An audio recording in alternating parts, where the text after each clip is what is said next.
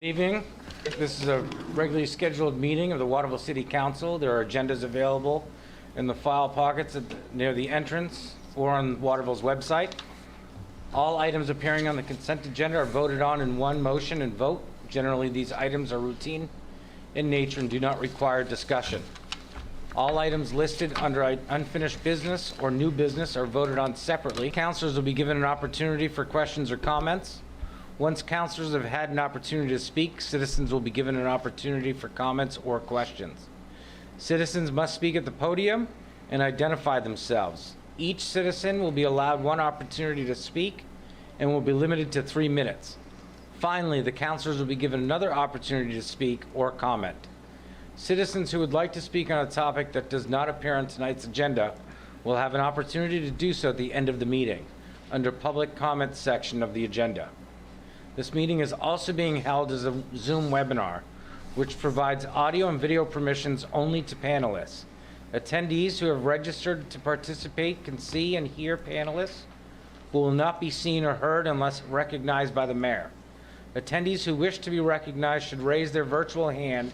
Once recognized, attendees will be reassigned with panelist capabilities. During this process, your permission will be reset, and it may appear as if your connection has been lost, but it has not. Once attendees are finished speaking, their permission will be returned to attendee status. All right, we got Pledge of Allegiance. We'll look at Rick. Oh, we can't even look at Rick anymore. Can't look at Rick anymore. I pledge allegiance to the flag of the United States of America and to the republic for which it stands, one nation, under God, indivisible, with liberty and justice for all. Play ball.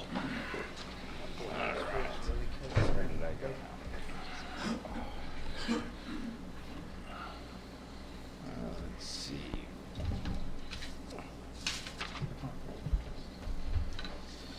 Disclosure of conflict of interest. Anybody have a conflict with any of the votes they're going to take today?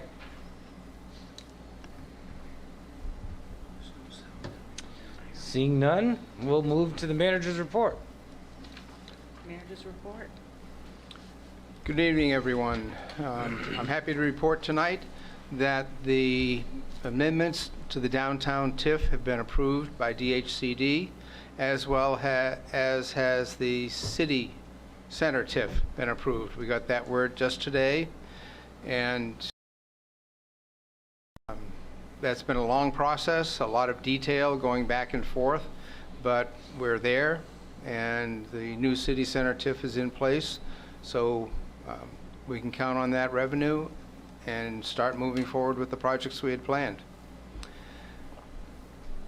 The other thing that I wanted to report to you tonight is that there's been an emergency order, good for 90 days, issued by the governor that you may have read about in the newspaper, having to do with requiring vaccinations for additional categories of providers. And that order has looped in the EMS operations across the state, both private and public.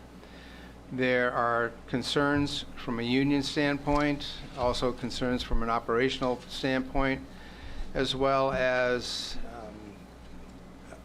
a lack of clarity in the breadth of the impact of the order, i.e. how many people in an organization and which ones will be required to be vaccinated. There are ongoing talks occurring with the International Association of Firefighters Union and the state, as well as some 400-odd fire chiefs and EMS providers working with the state agency that oversees EMS operations.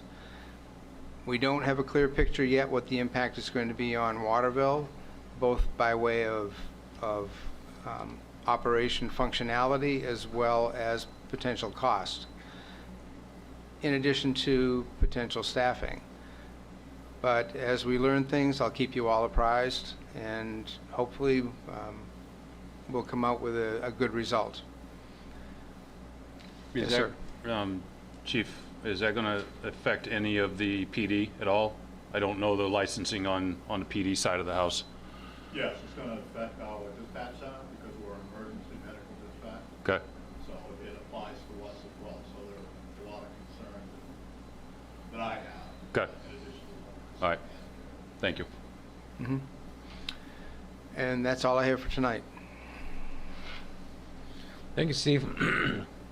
Can I get, are we going to do the review of the 2021-22 paving list? It is on. Steve, are we going to go over the paving list? I'm sorry, I can't hear you over here. Paving list. There we go. Say it again. Paving list. Paving Ah, list. the paving list. You have it in your agenda packets, and what I wanted to do was to share it with all of you to identify or show you that the top group of streets are in the south end, and the bottom group of streets are in various places around the city that were in the original plan for the next 2 years, this year and next year. I wanted to share it so that if you had any feedback, any input that you wanted to offer, then we can collect that at this meeting and look at the whole schedule and the whole list as to any modifications you might want to make. No, I know Eric and I have tried to work this with you for a while, but a big bulk of those are going to be the south end roads, Correct. and we'll start that work in the spring? Yes. Remember at the last meeting I reported to you that or a meeting before that, I don't recall, that we're coordinating with the utility companies so that they can get out in front of our paving operation and do their underground work before we go in and newly pave the streets. So if they're going to do that, are they going to move the poles that are in the middle of the sidewalks? That has been brought up internally. We haven't reached out to CMT to insist on that at this point, but we will. Okay, because, we realize that mother and child can't get down that street with a stroller.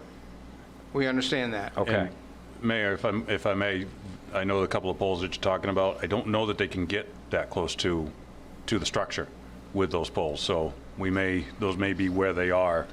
Well, extend out the sidewalk then. Then the road's not. And then you got no road. It's not, I know. it can't be handicap compliant. No, I know. So, If the poles can't be moved, we'll come up with some sort of solution. okay. Right, and I just want people to be aware, I mean, the limitation, I think, is going to be dependent on how quickly the utilities can move. I mean, we're ready to move, we have the funding, but obviously there's we don't want to fix up a road and then have to be pulled up a year later because a water main breaks or something, so just the coordination with the utilities is going to be the challenging part. So people just need to have patience while we work those out, but it's coming. We're going to be doing most of the south end in the next couple of years.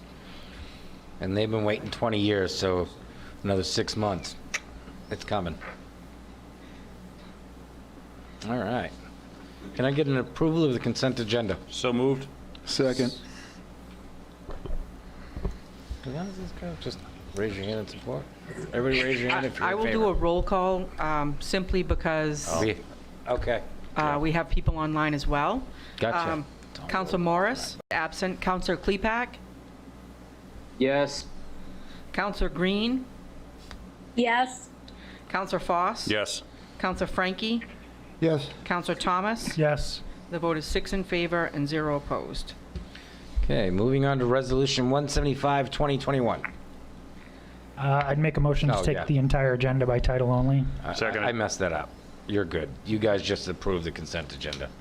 That was in there. We'll work around you. All right, I'm glad. So the motion is to take items by title only. Shall I do a roll call, Mayor? Yes. Councilor Morris, Yes.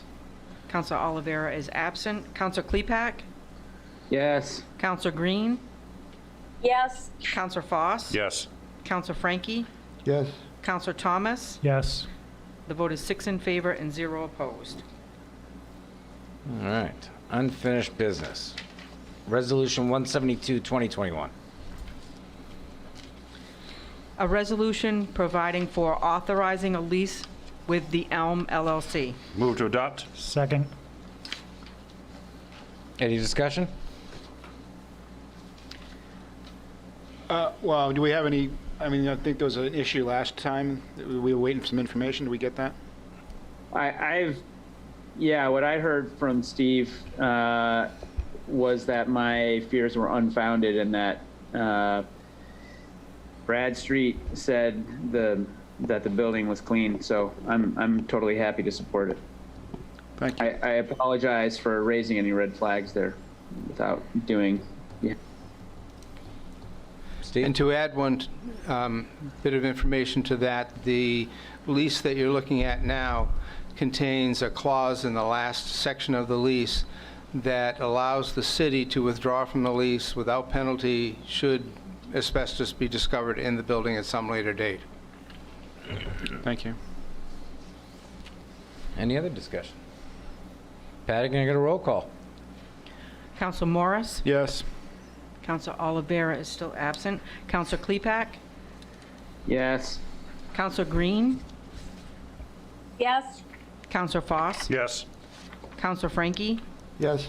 Counsel Thomas? Yes. The vote is 6 in favor and 0 opposed. All right, moving on to Order 173, 2021. An order providing for authorizing a referendum election to be held on November 2nd, 2021. Move to adopt. Second. Any discussion? Rick?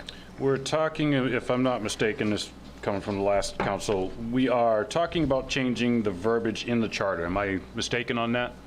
That is correct. I have a question for Bill Lee on that. Are we able and legal to do that, given the Charter Commission's work that just happened last year? Yes, Okay. Nice and simple. and the "we" is the people of Waterville, Right. because you refer to them for a vote. Yeah. Okay. Any other discussion? Is Mike on? Patty, can I get a roll call? Counsel Morris? Yes. Counsel Olivera? Oh, she's absent, sorry. Counsel Klepak? Yes. Counsel Green? Yes. Counsel Foss? Yes. Counsel Frankie? Yes. Counsel Thomas? Yes. The vote is 6 in favor and 0 opposed. So, next item is a discussion, but I had talked to Counselor Green earlier in the day, and she'd like to be here for this one, and she's running about 15, 20 minutes late. So can we get a motion to move that to the end or something? So moved. Yeah, I'm- if it's just a discussion item, I think we can. Jay, I'm actually right outside the building, so if you want to keep the order, I'm heading right in. All right, we'll wait for you. Okay. Problem solved.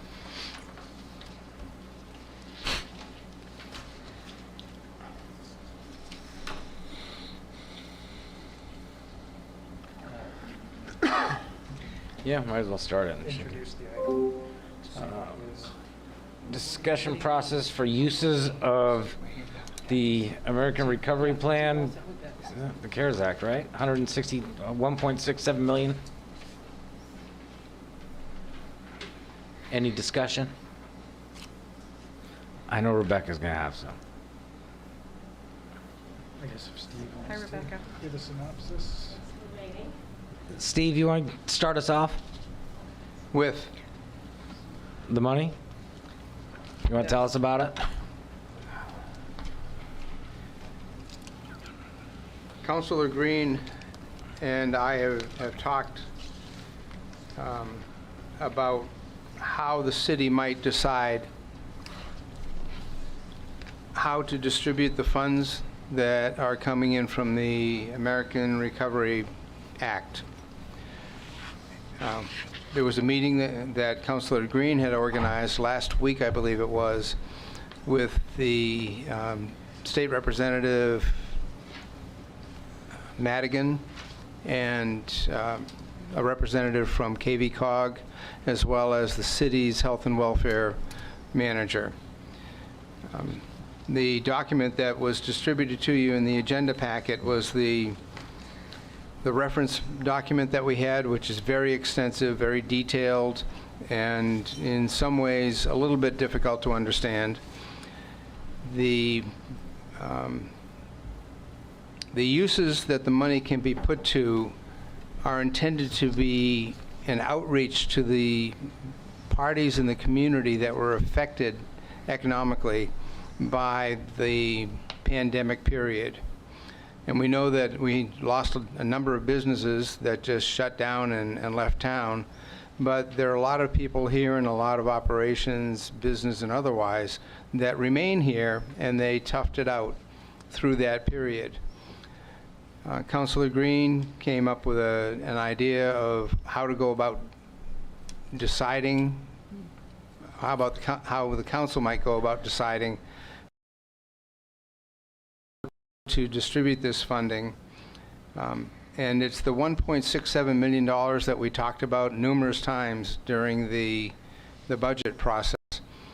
What we had hoped to do with it through the budget process was to just let it go right into the unassigned fund balance. That is specifically not allowed by this statute. The money isn't supposed to stay with the municipality except if we can identify unrealized revenues that we would have realized had the pandemic not panned out. But we can use the money to provide additional income to those employees of the city who worked and, put themselves at risk during the period of the pandemic. So that's a generalization of how the money might be used. But the idea of pushing the money out into the community is a very complex issue. And I'll let Councilor Green talk about how she thinks we should go about doing that. Thank you. Yeah, the purpose of these funds is really to address the negative economic impacts on communities. And there are a number of uses allowed, but this seems like a really good opportunity for us to address the folks who are most vulnerable through this pandemic and who really need extra assistance to recover. And that is an explicit aim of these funds, really targeting low-income communities. And so my thought about these funds is that it would be good to hear from the community as to how people have been affected and get some public input instead of, and in fact, again, that is the intent of the funds, that a community would decide, right? So different communities are doing it different ways. Some are having public hearings, some have surveys, so really I just wanted to hear from other councilors about ideas for us to come up with a framework for dispersing this money to do the most good in our community. Councilor Foss. So you just mentioned people affected by the pandemic, and we were all affected by this pandemic, don't get me wrong. Give me a for instance, outside of businesses closing and the obvious unemployment that comes from that, give me a for instance of somebody that was affected that kept a full-time job through the pandemic and was negatively impacted by the pandemic in your mind, just so I understand. Well, people who lost their homes, who were sick from COVID and lost jobs, outside of lost income. Well, the idea here is to address lost income. Okay. Yeah. So I can read some of the language from the guidance. It's the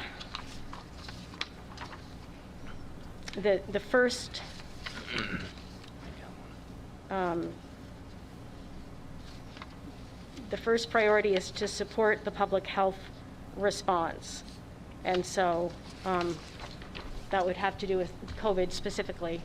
The second purpose is to address the negative economic impacts caused by the public health emergency. And so this would be supporting small businesses, delivering assistance to workers and families, and that includes, food insecurity and housing. The Act specifically mentions investments in housing and neighborhoods, such as services to address individuals experiencing homelessness, housing vouchers, educational disparities. I mean, there's a wide range here, but the purposes are to recover lost income, to support workers through COVID, and to address the negative impacts in a community through a wide range of needs. And that's why I think we need to hear from people to find out what those needs are. Good. Does that answer the question that you sort had? of. In the document that- it's I'm sorry. as Steve said, it's a very large and sprawling document with Right. there are a lot of uses, and it's meant to be, flexible for communities to say, well, this is what we need here, and so we're going to put our funds there. Councilor Frankie. Well, I think one of the things that's pretty clear about the document is that we can't just put it in our pocket. We've got to spend it for something. Some of the things, some of the people that were negatively impacted, obviously by the COVID, were our emergency response people. They were on the front line of this thing. So I think they might be people we could consider on our list. School teachers is another group of people that risked their lives for the past year to keep our kids educated. That's another group that we should consider. I think what Councilor Green is driving at is there may be some other ideas out there from other people in the community that we should consider as we're going through this process.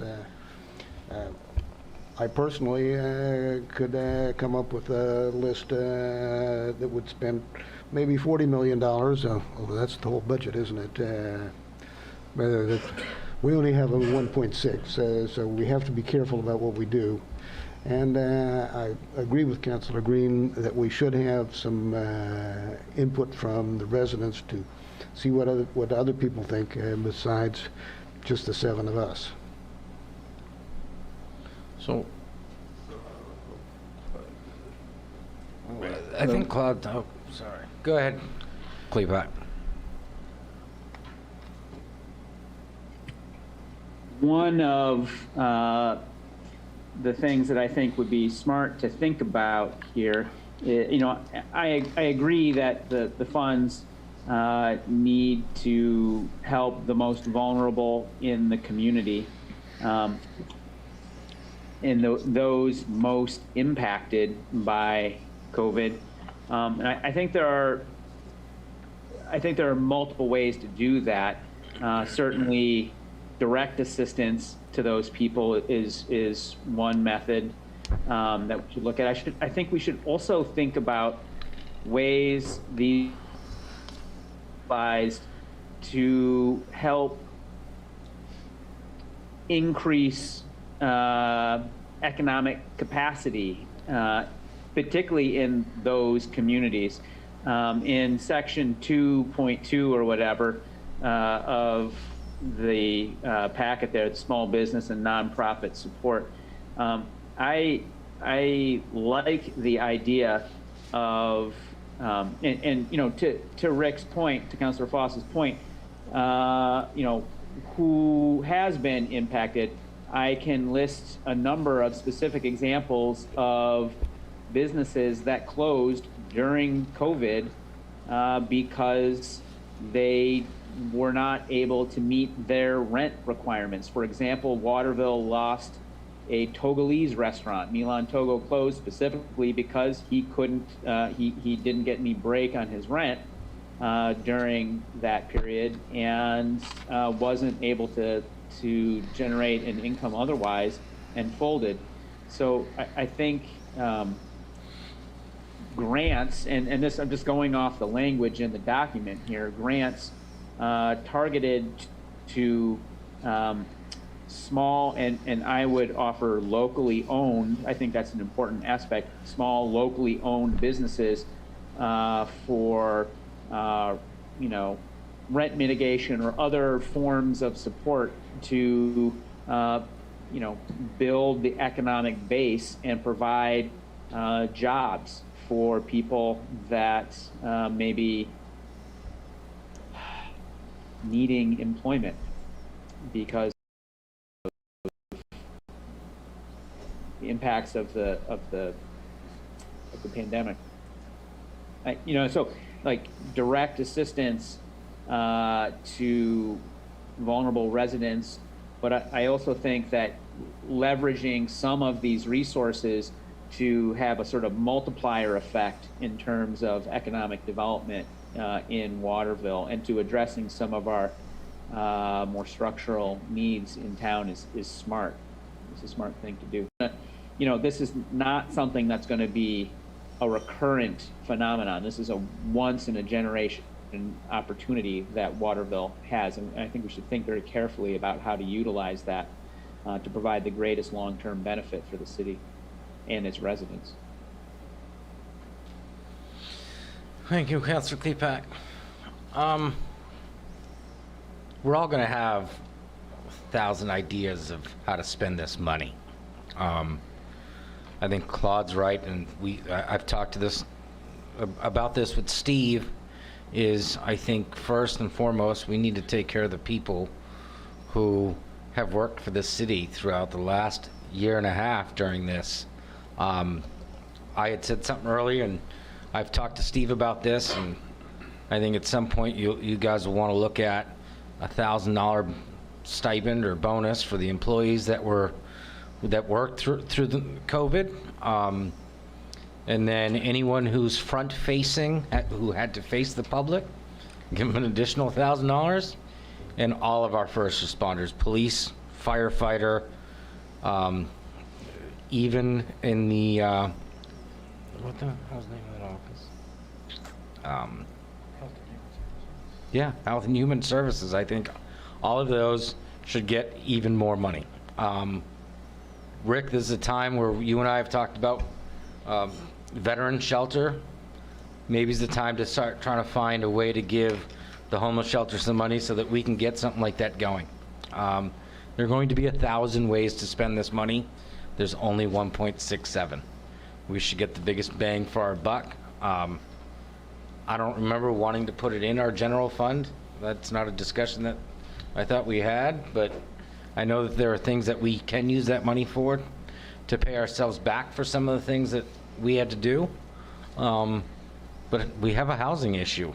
If there's a way that we can get some extra builders in here and people to design some of these properties so that we can put people in them, it's only going to benefit us in the future. I think at some point we should all look at revising the way we don't allow tiny homes in our city, because I think that's kind of silly. I think they're properly made, and if people want to live that way and they can have a small little community, do it. I mean, it's going to put people in houses, roofs over their heads. We need to make sure that we're spending this money wisely. Other than that, I just haven't had enough time to really dig into the details of this document. So, you know, definitely we need to have a lot more discussions about what we're going to do with this money, and make sure we're spending it wisely. good. I mean, I agree. I mean, and you know, as I scan the document as we have this discussion, you know, like it even talks about like replacing, you know, public sector revenue loss, and you know, some of the things that stand out are like, you know, maintenance or pay-as-you-go funded building of infrastructure, including roads, modernization of cybersecurity.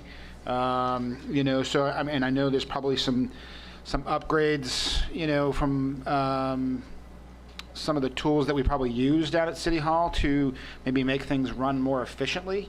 You know, and you know, if we're in a situation where we need to, you know, pull back and close, can people do things online a little more easily? Do we have options to increase those types of things to make those types of transactions easier? I remember talking to someone downtown and saying that some of the systems that we use are rather archaic, and there's some upgrades to some systems that cost some money. And like this would be a good opportunity and potential use for that. You know, I'm all for, you know, having discussions about the impacted, you know, people that were, you know, impacted and you know, how we define that, I think would be very important because, you know, there was a lot of relief out there and there's a lot of jobs out there, and I think a lot of people lost the will to work at this point. So, I mean, I think that there's opportunities out there to work, and I think it's important that we make sure that we define that effectively. Yeah, I mean, I don't disagree with you at all, but I think that it's also important to keep in mind that, you know, there are a lot of funds out there right now for different things. There's a lot of, you know, there's a lot of funding now in Maine for broadband, for instance. And yes, there has been, you know, there has been relief for families, there's been relief for businesses through the pandemic. This is an opportunity for us to look and see who's missing here. And the primary goal of these funds, as I read it, are negative economic impacts. So really, you know, we know that people who are already vulnerable get hit even harder by the pandemic. So this is our chance to think carefully about using these funds and maybe combining with other resources or funds available to help some folks really climb out of this situation and be in a better place. So there is, you know, there's a lot to go through too. It is a very complicated document, and the one that you all received is one particularly put together for guidance for counties. So I also want to say there's also 26 million or so coming to Kennebec County, which is a lot more money, and there's you know, potential there for other funds. So let's look at our 1.7 million or 1.6 and really use it as strategically as we can. And you know, I would like to hear from community members, and I believe Councillor Frankie suggested at one point in a conversation maybe we have a committee. Other communities have done things like set up a survey. We could have a public hearing, but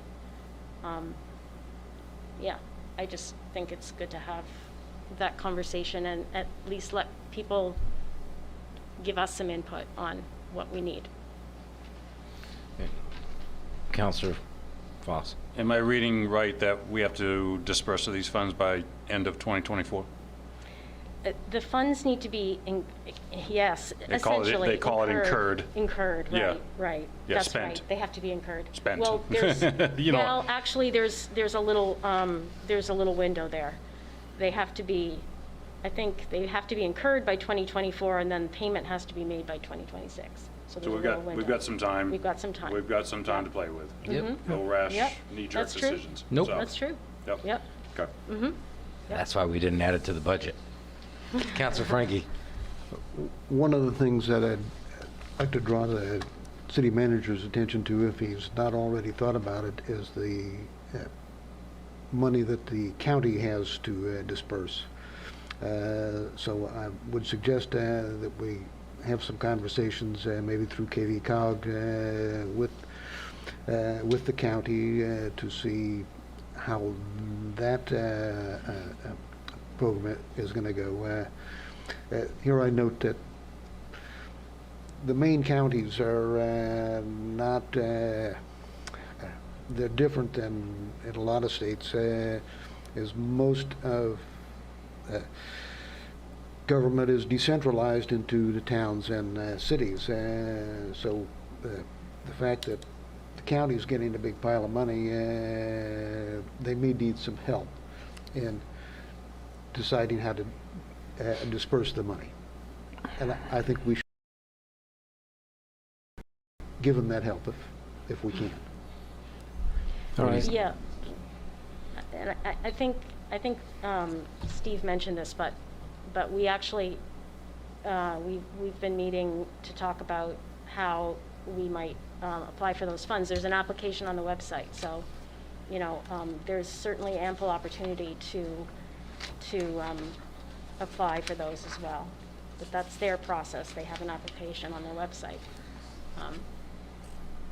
But I try to secure some of those funds for Waterville or regional developments. We'll always take money for Waterville. And Rebecca, I get the sentiment. We don't want anybody to fall through the cracks. We've been there. We got time to figure this out, but I think that you're all in the right space. You want to take care of those that are most vulnerable and those that had to deal with the pandemic with us. So I'm good there. Any other discussion? Claude? I just wonder if we should think about a process of putting together a committee or some way to try to organize our thoughts for the next meeting. That might be something. Councilor Foss? I would agree with that, but maybe after a public comment section, just so you can get their thoughts and, you know, and Yeah, I combine like them. that idea. Yeah, that's Combine why- them into that's- the committee. That's why I suggested maybe next Yeah. meeting, let this percolate a little bit. Yeah. All right. Anybody else? So Go ahead. was that a motion? No. No. No. Okay. So you'd have to put it on the agenda for next, I see. next So one for a putting- public meeting Next for. meeting, we public should meeting, think okay. about All right. how to proceed. Sounds good. Thanks. Yeah. Good. You got that, Patty? I would just say, we definitely want to be deliberate about how we spend this money, but I would also, I mean, they allocated this money back in February, and it's been an ongoing sort of, that it's taken so long for this money to be dispersed when the point of it was to address an emergency situation. And so let's just make sure that we're efficient in the way that we do our work, so we don't have to drag out dispersing these funds any longer than it needs to, because it's already been quite some time since the federal government allocated these funds. Well- And people are in need out there, so the sooner we can get Yeah. things going, the better.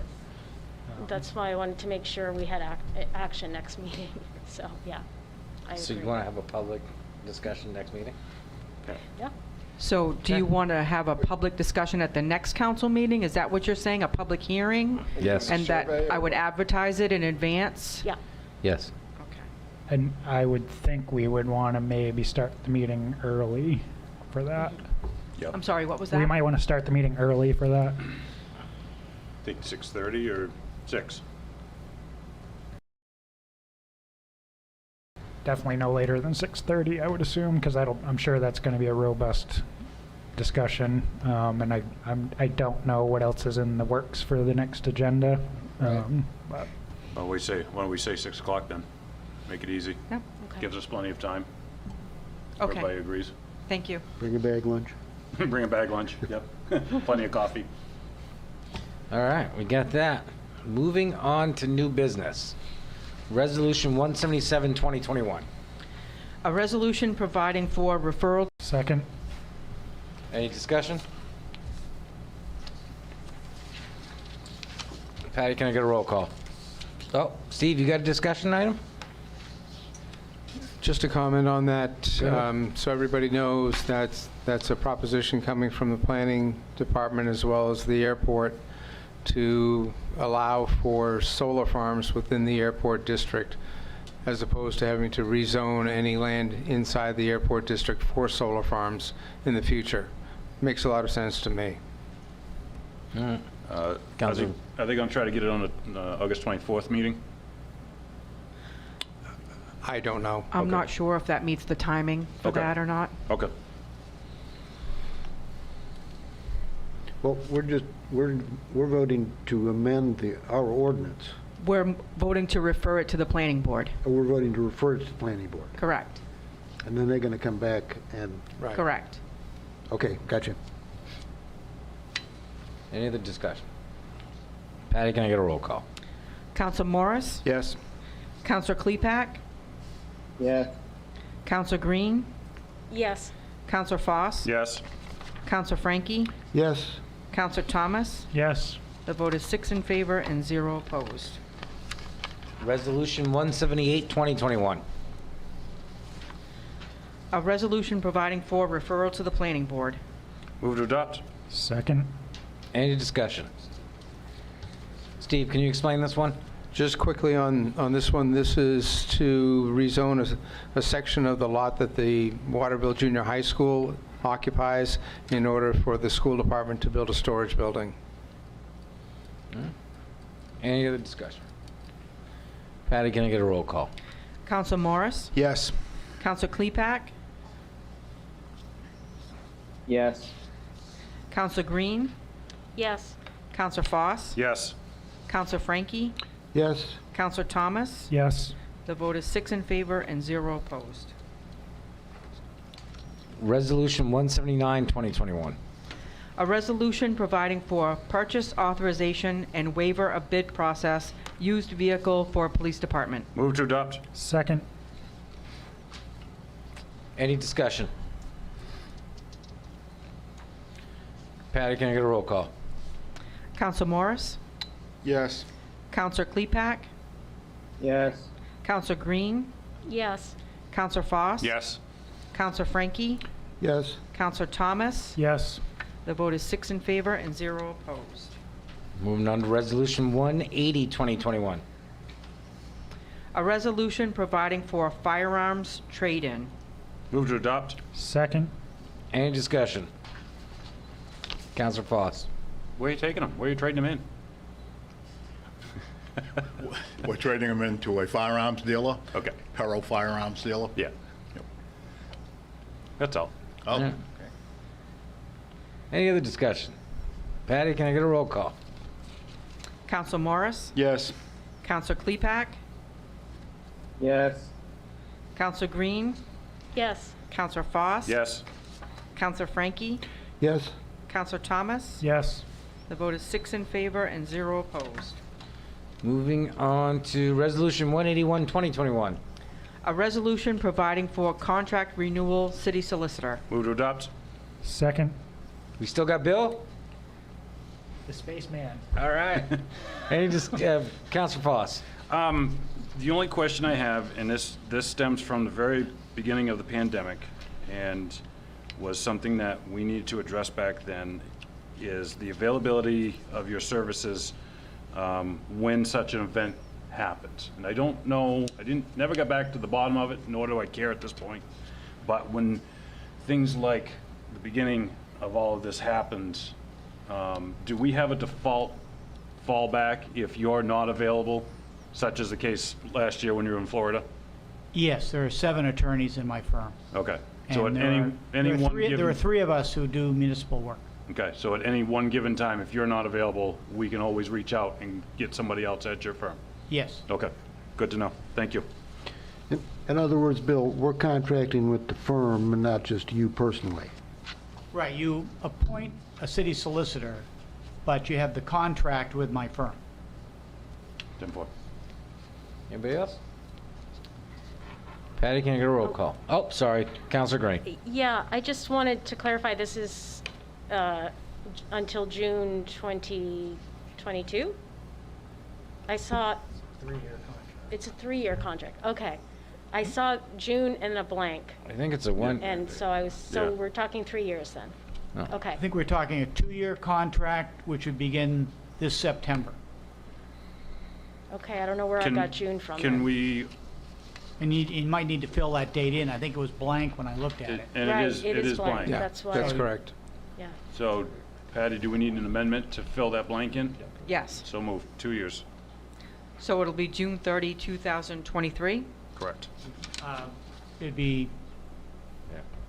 August 31st if it starts Agree with that. September 1st. You've got June 30th here. Oh, You had June I- 30th. okay, whatever, I'm not looking at it. Sure. Yeah, I put that in there to coincide with the fiscal year. Okay. So there's a motion. Is there a second? Second? Patty, Roll Oh, call yep. on the amendment. please. Counsel Morris? Yes. Counsel Klepak? Yes. Counsel Green? Yes. Counsel Foss? Yes. Counsel Frankie? Yes, Counsel Thomas? Yes, and I will move 6. the resolution as amended. Second. Roll call? Counsel Morris? Yes. Counsel Klepak? Yes. Counsel Green? Yes. Counsel Foss? Yes. Counsel Frankie? yes, Counsel Thomas? Yes. The vote is 6 in favor and 0 opposed. All right, moving on to Resolution 182, 2021. A resolution providing for authorizing bid awards and execution of agreements, solar net energy billing credits. Move to adopt. Second? Any discussion? Counselor Frankie? I just wonder why the city manager has not brought this in front of the solar committee for input from the residents. I know we hired a consultant, and I'm sure the consultant's doing a great job, but one of the reasons that we have committees is so that the residents can review things that the city's doing. The reason that I didn't consult with the solar committee is that we hired a professional to do this work for us, and they ran the bidding process. They came up with the very complicated resolution of which solar projects were viable and what the best prices were. We have the consultant on in the Zoom audience tonight. He can answer whatever questions people might have, but we paid somebody to give us sound advice on which selections to make and how to go through the process. I didn't see that there was a need to consult the solar committee on it. Anyone else? Counselor Green? Yeah, could we just hear from our consultant a little bit about, walk us through the Can we bring the agreement? Our consultant? consultant's name, by the way, is Charlie Agnew, Mm-hmm. and he's with CES. Can Charlie come on?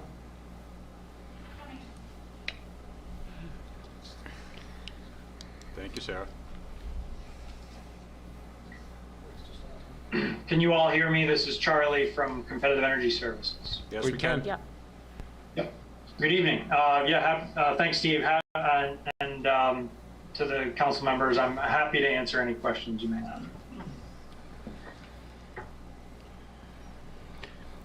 all right. Well, my first question is how much does it cost the city, and what's the return on the city's investment? Sure. I guess not to be roundabout, but just to be clear, what the city is agreeing in these 4 contracts is to purchase a utility, a CMP bill credit, and those utility bill credits will not be paid for until they are applied against your charges on the Central Maine Power bill. The city is making no investment and has no ownership stake in the solar projects, other than purchasing a percentage of the output of these projects in the form of a bill credit. So from a payback perspective, these will be cash flow positive the day that they are operational. So the big question is how long will it take to become operational? The soonest of which we think will be online at the end of this calendar year. We hope the latest of which might take no more than 2 years to construct. I apologize. The other part of your question, could you restate that? I was just I wanted to make it clear how the money flows from the city and then was returned to the city by credit. Is there some kind of accounting that will show that to residents? Yeah, that's a great question. And the answer is yes. We've picked about 30 of the city's largest CMP accounts to receive these credits. And part of our job as an independent consultant here is to verify that the credits are being delivered to those invoices and to be able to report those exact details back to the city. So we look forward to providing those reports, and we'll do so into the future, on a quarterly basis once operational. Steve. Charlie, once all of these contracts are functional and the solar installations are producing power, what impact will that have on the city's electric bills?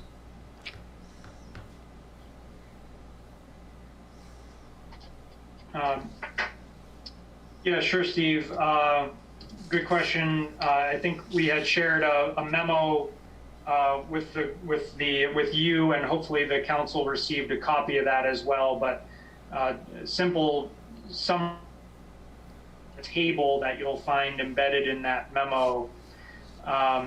We expect the city to see a reduction in loss or an annual credit on those CMP invoices of about $122,000 per year. And in this process, you'll develop a liability to the 4 solar projects that amounts to an estimated $96,000 per year. And so you're receiving $122,000 in credits, paying $96,000 to the developers, and in that exchange netting an estimated $26,000 per year in benefit. Thank you. And do those numbers, are those numbers affected at all by changes in the cost of electricity in general in the CMP area? Yes. Yes, they are. So the value of the credits, that $122,000 per year, is essentially indexed to the cost of electricity. So if electricity prices go up, that credit value will go up, and the reverse is also true. The payment to the developers is also indexed to the value of the credits, where the city will only ever pay a percentage of the value of the credit back to the developer. So if credit values increase, your payments will also increase. If credit values decline, your payments to the developer will decline. So there's really never any chance that the city would be out of pocket. Councilor Foss and Councilor Green. So you say there's really no chance, the words that you use, Charlie. Can you define the chance? In other words, 26,000 on this is a slim margin to play in. Give me a little more confidence here that we're not going to start spending money to buy power from a solar plant. So again, the payment rate is indexed to the value of the credit. So if you get $1 worth of credit, you'll pay 80 cents on that dollar. If you get $100,000 worth of credits, you'll pay $80,000 to the developer. There's no circumstance to build on my prior statement where you would be out of pocket. Okay. Councilor Green. Yeah, so does this, so just to summarize, if I understand correctly, the city with this agreement stands to save about $26,000 a year on electric costs through this system of purchasing the credits and then getting a payment. When we discussed this initially, the ballpark number was more around 60,000. So I'm wondering, does this represent the maximum capacity we have as far as our liability, energy liability, to save from this program?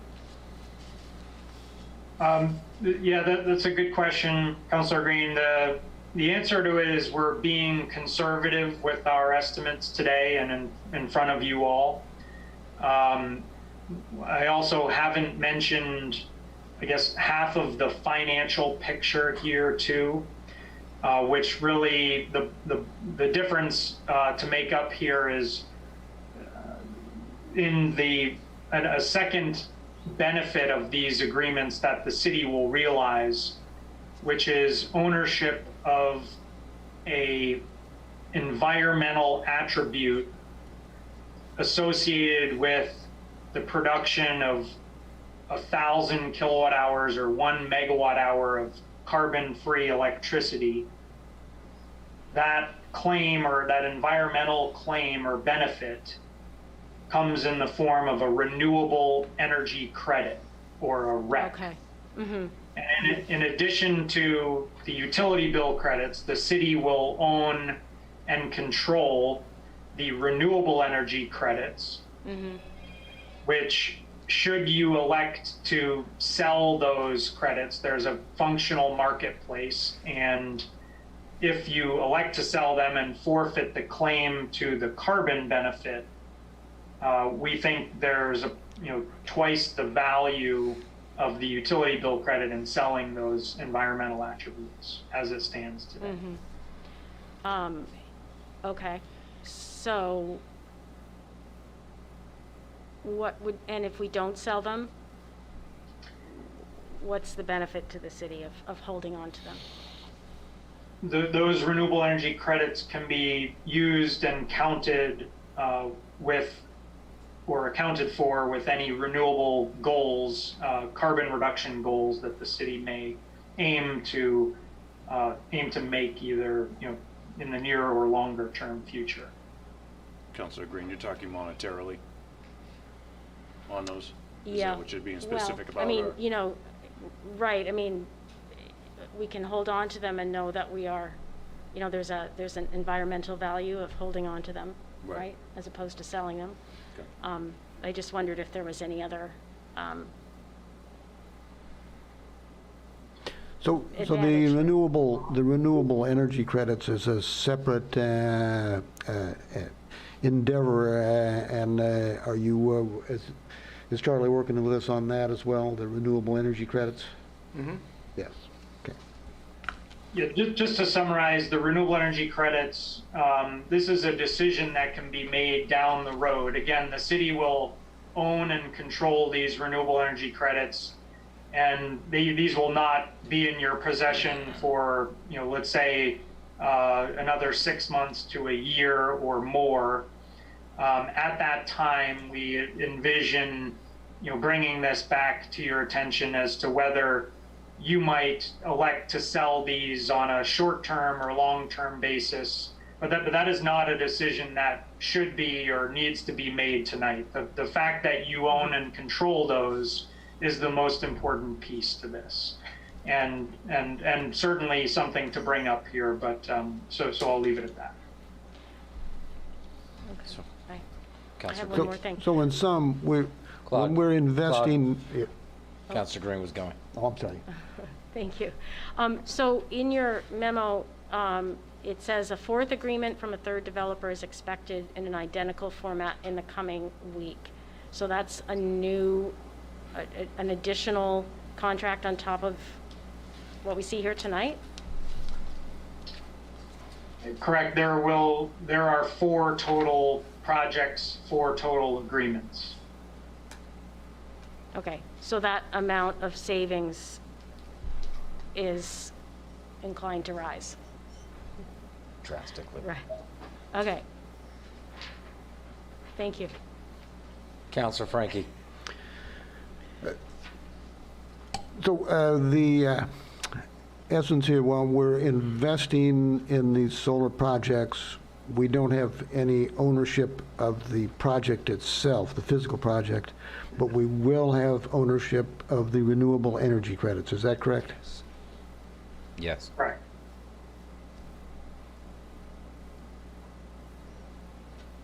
Charlie? That's correct. Thank you. Any other questions? Just one other question. Is Good. there a point going down this road that we've started on, Charlie, where the city can claim that its power consumption is totally fossil fuel based?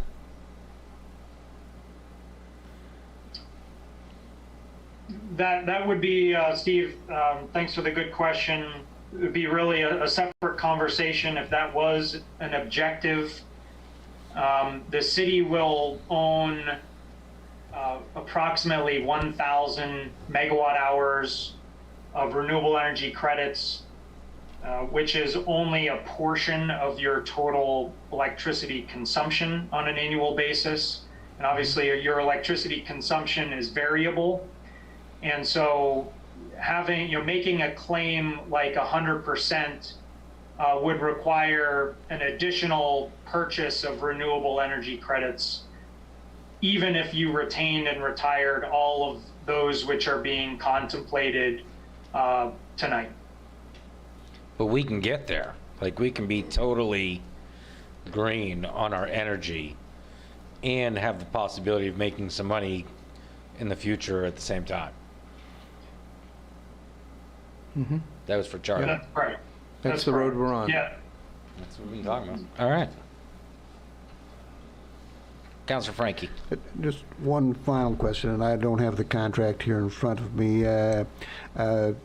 What is the duration of the contracts that we're voting on tonight? Is to me, I can say it's a 20-year contract term from the commercial operations date, which is essentially the day the project goes live. It will be a 20-year term from that point forward. Anybody else? Patty, can I get a roll call? Yes. Counsel Morris? Yes. Counsel Klepak? Yes. Counsel Green? Yes. Counsel Foss? Yes. Counsel Frankie? Yes. Counsel Thomas? Yes. The vote is 6 in favor and 0 opposed. Thank you, everyone. Thanks, Steve. All right, moving on to Resolution 183, 2021.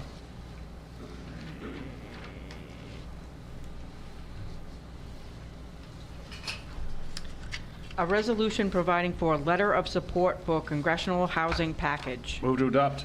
Second. Councilor Foss. So I can't support this, and I'll tell you why, which is along the lines of every time we bring in a state or federal level. I campaigned and was elected at local issues. I think I'm the only counselor that has run for a state seat and lost. So apparently my visions of state level stuff are not in alliance with what the constituency wants, nor have I ever talked about things at the federal level with my constituency. So I can't put a vote in on this because I don't know. And track records of my own being what they are with elections, I'm a no right now because I don't know. So that's what I have to say about that. Anybody else? Well, I appreciate your position, but actually, this is a bill that would have an impact on the local level. And it's one of the most pressing problems we have right now in our city. And this is a way to let our congressional representatives know that we need help and that they should support support this. There are 3 pieces to it. It has to do with, building more homes. We know we need that. This will make it easier. It'll make it easier for people to purchase homes. That means more taxpayers in Waterville. And then the third piece of it is ending homelessness. So this is something that actually came out of the Housing Committee. We felt it, this is something that the city can do to support more housing, to support, housing initiatives. And so this was, that's where that came from. And, I think it's important, even if this is not a bill that we are ultimately voting on, to send the message that we think it's important for our locality. Councilor Frankie. This is one of those things that I think Rick and I disagree on, but amicably. I think that as a grassroots community, it's one of those opportunities that we have to speak up and let our representatives at the national level know what we're thinking about. Even though I did not campaign on the issue of encouraging Congress to do the right thing, I don't see any reason not to vote to support this motion. Any other discussion? Patty, can I get a roll call? Council Morris? Yes. Council Klepak? Yes. Council Green? Yes. Council Foss? No. Council Frankie? Yes. Council Thomas? Yes. The vote is 5 in favor and 1 opposed. All right, moving on to ordinance 184, 2021. An ordinance providing for amendments to public safety ordinance. Move to adopt. Second. Any discussion? Councilor Frankie. Again, this is an item that it seems like it should have been shown up in a report from the fire committee explaining what the rationale was and what goes into it. I'm sort of surprised that the fire committee hasn't met to discuss this and reported to council.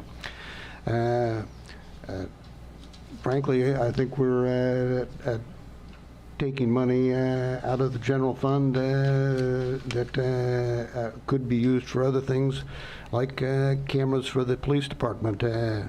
I'm opposed to this motion. Councilor Foss. Can I hear from, can we hear from Chief? Chief Essler. The podium is yours, sir. Yes, happy to answer any questions you might have. So, yeah, give us a summation. I mean, we've got the summary set in front of us, but the way I understand this is you want to take the cap that you've been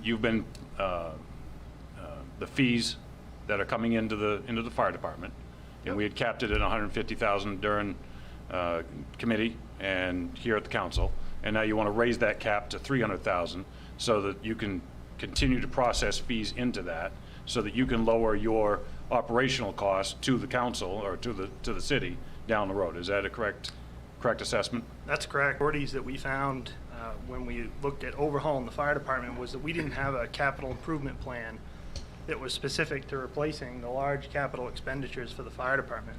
So one of the goals of the fire department study committee was to create an account, essentially a savings account, much like we all have. We have a checking account and a savings account. And if there was any money that was generated via the permit fees or via the cost recovery, that we would take that money and set it in our savings account to fund those capital expenditures and therefore reduce taxes down the road or special requests down the road. So what I underestimated was the amount or the success of the program in the amount of money that we would actually generate. So I took an educated guess, I think all of us did in the fire department committee, and just said 150,000 was that cap. And since last October, there's $95,000 sitting in that account right at this moment. So the success of the program has been phenomenal. So with the EMS program as well being implemented, we brought in $187,000 in revenue this year. When we proposed the ambulance program in the beginning, we wanted to take some of that revenue and we wanted to put it back into the program so that the program could be self-sustaining.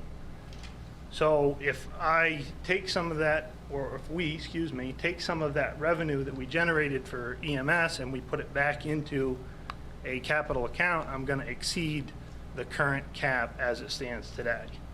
So the logical, or at least in my opinion, idea is to increase that cap to 300,000, and that would cover the entire cost of an ambulance. And ideally, I'd like to purchase another ambulance, coming down the road.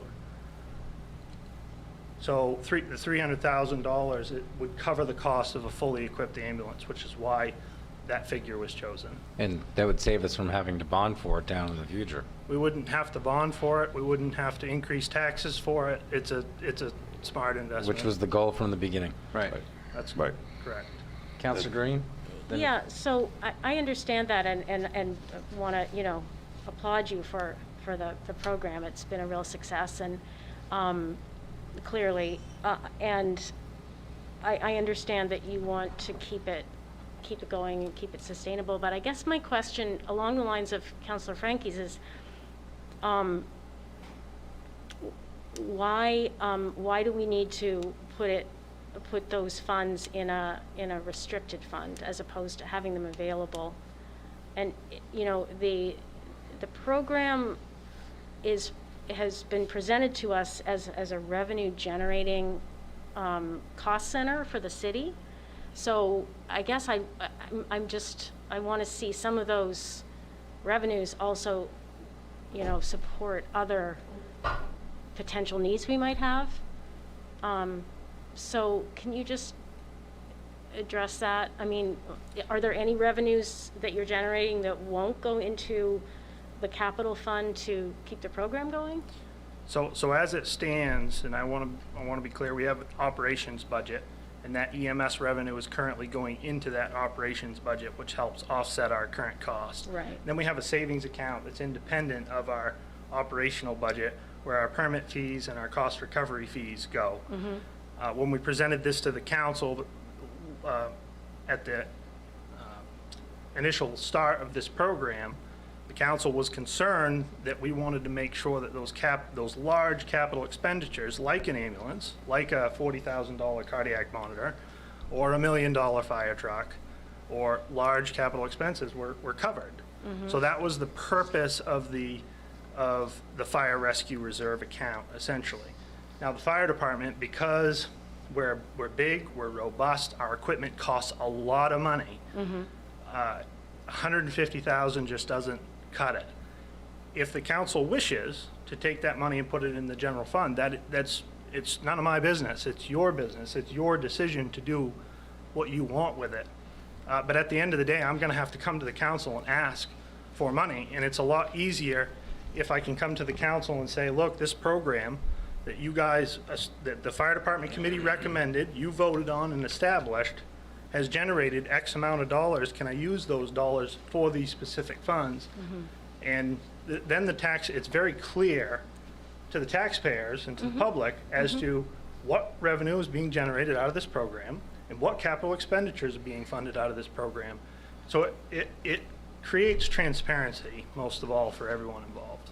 And hold on, I just want to point out for Claude that in this room there are currently 3 members of that fire committee, and I think you'd be hard pressed to find any one of those members that aren't in support of this. We always knew, well, at least in the beginning, that 150,000 was going to have to get bumped up as more revenue is generated. Like you said, an ambulance is going to cost us $300,000. If we cap them at 150, never going to be able to build up to that $300,000 for that ambulance.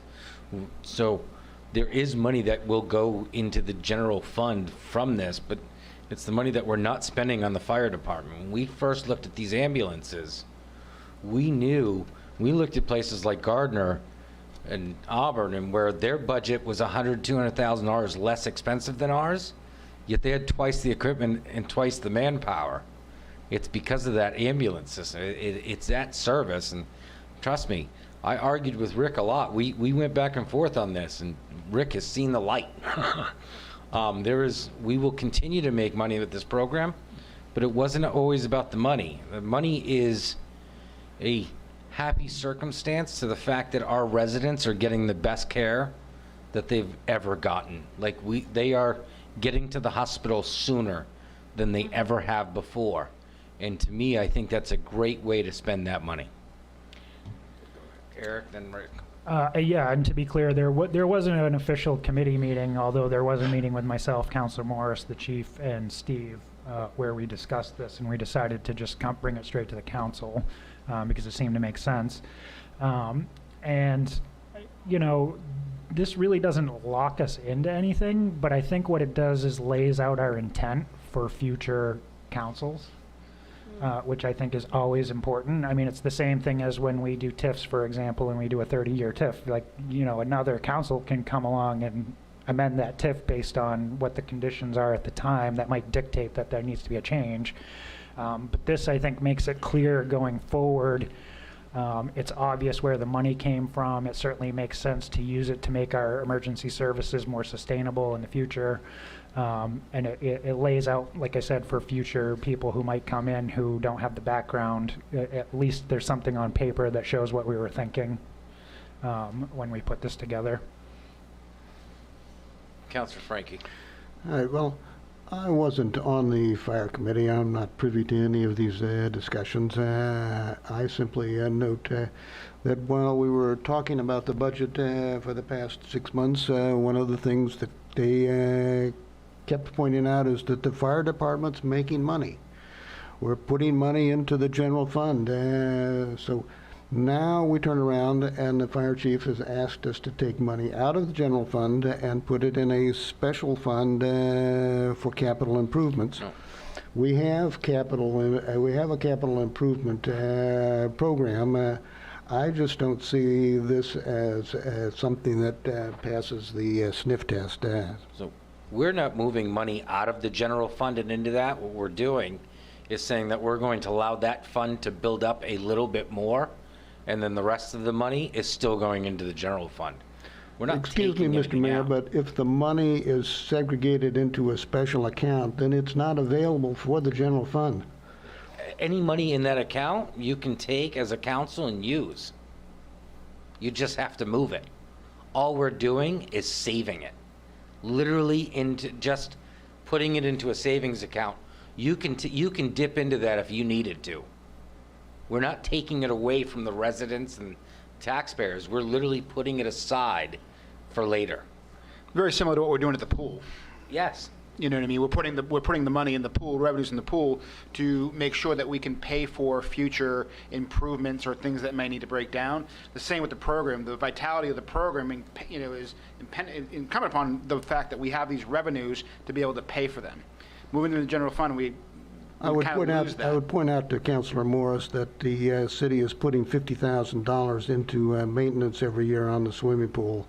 That's one of those things that doesn't fly. Thank you. Steve, then Councilor Foss. To be clear for everyone tonight, you're not actually moving money tonight. You're just increasing the ceiling on that particular reserve account that will be funded through subsequent budgets. Partly because this is generating a lot more money than we thought it was going to, right? Maybe you guys thought it was going to. Right. Morris and I. So it's a lot more money than we planned. Right. Yeah. It's going to be more. So Foss, I'm sorry. Oh. Rick had his hand up, and then you can go to Councilor Green. So, Councilor Frankie, if there was any more opponent to the ambulance program, it was probably me back in the day, okay? And don't take my demeanor, I'm just trying to speak into a mic, and I don't know if they can hear me on Zoom. And Chief can attest to this. Him and I had a pretty discussion. If the ambulance service is going to cost us 1 penny, I pull my support immediately, okay? The numbers are coming in from the ambulance, and now we're presented with an opportunity to, yes, shift the funds that he's making off fees to this capped account, okay? And then when he needs the floor replaced in the fire station, or he needs a new lifeboat that we normally would have bonded out for, that yes, bonds are in the long run. Now we can just simply pull from this, come to us and say, hey, I need $100,000 to fix that floor, or I need $50,000 for that boat. Doesn't cost us anything, because he's made the money before he came to us, and that's the way I look at it. He's making money on the ambulance, and I already know of one municipality, without actually having the numbers in front of me, that they're not. So I do commend, and I am watching, and Chief knows it, I'm watching to make sure that this ambulance service is making money. If he can make more money with a third ambulance, I'm all in. But if not, I'm all out. I'll be sitting right beside you. Well, maybe this far apart, but. Well, I don't want anybody to think that I'm opposed to the ambulance. I'm probably one of the most likely people to be using the service, but I still think I still am opposed to changing the cap. I think we should let the system run and, at least for a couple of years until we make adjustments like that. I think Councilor Green, then Councilor Thomas. Yeah, well, I mean, I am persuaded by the argument that this sets an intention, or it gives us a sense of what it costs to operate the program. That does make sense to me, but I wonder if you can answer the question about, how much revenue do you anticipate beyond this amount? I mean, when do you think you'll reach the cap of 300,000? Maybe that's a way to phrase it.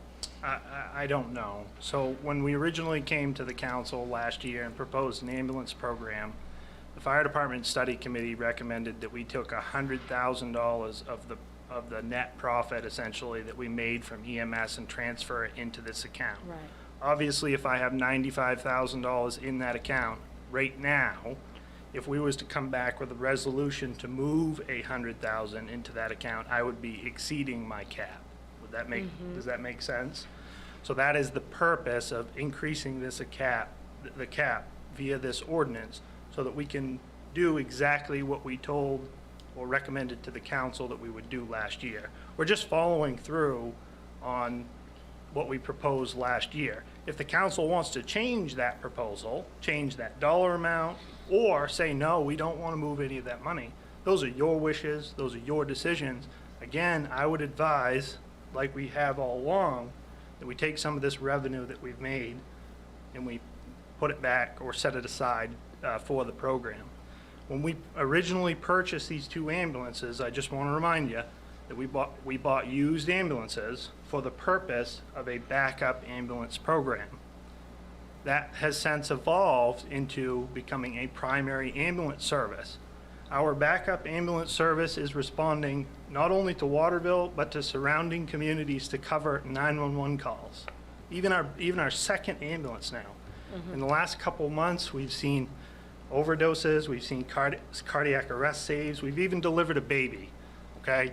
So this is the stuff that is just, the value of the program that the mayor mentioned far exceeds any dollar amount that we're discussing tonight.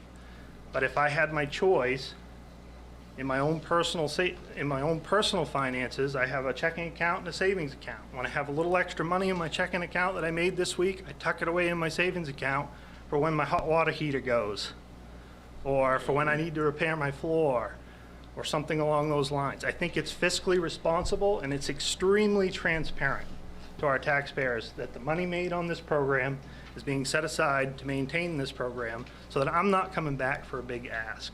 Okay. So I don't, So, yeah, and but I do think it's important to be clear. So the money generated from this program is going back into the program so that it can be sustained. Yes? that would be a correct assessment, Right. yes. Okay. Yep. And there really isn't any other revenue going to any other uses in the city at the moment? That is correct. Okay, yeah. that's all I wanted to know. Yep. Yeah. And that doesn't, again, I think Councilor Thomas hit on it, that doesn't mean you couldn't dip into that account. Of course, I'm going to object to that. I mean, that's not what the account was established for, but that's your choice. It does seem to me that the difference here, if we don't establish the cap of 300,000, I mean, it's just going to mean you have to come back and ask us, as you said, Correct. as opposed to us. I mean, but as long as we can go and say, hey, our priorities have shifted here. We don't need an ambulance, but we really need, some other piece of equipment, then we have those funds available. As long as they're not restricted forever. I would assume that you. I'm fine with that. I would assume that you have that authority, and I just want to make sure that the council understands that even if I'm going to spend money out of this account on a capital expenditure, let's say we get a grant tomorrow, which we're getting a bunch of grants, and I need the grant match. Instead of coming to the council and saying, hey, I need money out of the general fund for this grant match, I have it already set aside, and that's extremely fiscally responsible. So if I'm going to spend any money out of that, I still need to come back to the council. But first, it has to go through the city manager. If he says no, fire chief, go back to the firehouse, then I'm done right there. But I have to go back to the council to authorize to spend or use those funds anyway. Councilor Thomas. Right, I just see this, it's an extension of things we've started to try to do in many other places in the city government, which is have more long-term plan for how to make these things sustainable. I mean, we've gotten much better, I think, over the last 6 or 8 years. But in the past, we've really just had a haphazard approach to these things, when we need to replace equipment. I mean, we know the lifespan of these pieces of equipment. We know they're going to need to be replaced. We know people might need training, for example, or the building's going to need maintenance. We've been working towards this with the police station and the work we've done with the dispatch center and increasing our fees there. And, there's a plan to, once we really get that to where we need it to be, to start setting aside money for future capital improvements that we know we'll need at the dispatch center. And I think it makes it more obvious and transparent to people, this is a pot of money, here is where it came from. And this is our long-term planning for how we're going to sustain these things, so we don't end up where we were, which is with a bunch of equipment that's obsolete, a bunch of buildings that have leaky roofs and floors that are falling apart, and the things that we've been dealing with over the last few years. So I just see this as a really wise long-term planning. Steve, then Councilor Frankie. Listening to this conversation, I made a note to myself to make this more transparent in the budget process next year. It's creating a bit of confusion here, obviously, and we can call it right out in the budget process so that you see it happen. Councilor Frankie. Just one final question. If we don't vote to raise the cap, does the money simply go back into the general fund? I'm sorry. If we... Yes, Claude. It just goes back into the general fund? Okay. If we don't raise Thank the you. cap, If we don't money raise the goes cap. into the general fund, is what he's asking. Right. Any other discussion? Patty, can I get a roll call? Council Morris? Yes. Council Klepak? Yes. Council Green? Yes. Council Foss? Yes. Council Frankie? No. Council Thomas? Yes. The vote is 5 in favor and 1 opposed. All right. Resolution 185, 2021. A resolution providing for issuance of a medical marijuana retail license to Frank Bernier, doing business as Marijuanaville. Move to adopt. Second. Any discussion? Rick? Did we? So we were trying to figure this out ahead of time. Okay. Did we? No, apparently they're, do we know exactly how many feet away they are? We have a graphic that was taken off the city's website through the assessor's records, which is the normal process for determining what the buffer distance is around a safe zone. And they're showing it to you here. Patty, can you describe that? Yes, and the homeless shelter is in the red on the triangular piece, right there where Sarah's mouse is right now. That's the homeless shelter, and it extends up into a peak there and falls within that 550-foot, 500-foot area of the proposed 68 College Avenue location, which is where Sarah's mouse is now. The old car dealership. Yeah, the former Elm City Motors, I think, car dealership at 68 College Avenue. Can I be heard, please? Yeah, absolutely. Thank you very much. First of all, I started back in January, February, looking for a space in Waterville to put a retail store. I obviously contacted the town, which I was supposed to do. They sent me to the code enforcement officer as far as what the zoning is. Back on March 9th, I went back and forth to 3 or 4 places. He says, it's not in the area, there's schools, you don't know, so you have to check with him. It got to the point where he was actually so annoyed with it, he's like, please send an application because I'm tired of telling, you know. And he was very, very helpful. On March 2nd, he sent me an email stating that this did meet the zoning requirements. Yep. Okay, he said, I know you guys adopted something after that. But so on March 2nd, he sent me an email after actually went to his office first, and then he still sent me the email saying that this did meet the zoning requirements. So because of the email and because the code enforcement officer said it was okay, I went and purchased obviously the lease, executed a lease on March 9th for this location. Since then, obviously, I've been getting ready to open, doing whatever I need to do. So I went to the city clerk's office, applied for the application. They said, you guys just passed something different. Nobody reached out to me. Nobody said, hey, you've got to get this in within 30 days or anything like that. Nothing of that was ever brought. I was just told that as long as you meet the zoning requirements, you could do that. So again, I executed a 3-year lease based on that. And then I go to get it done, and they're saying, well, we changed it. That's my situation. I would have never done it. Again, I went back and forth for months to secure a location, trying to satisfy the city requirements. And I get that, and I feel bad because really you sort of got stuck in. Go ahead, Rick. Bill, does he fall under a grandfather clause, given the evidence that he has? Nope. No, an intention to apply for an ordinance is much different, to apply for a permit is much different than actually making the application. And grandfathering applies when you have an existing use and then governmental regulations change, which makes that use illegal. And in this case, there was no application made when the council created the municipal safe zone around the homeless shelter.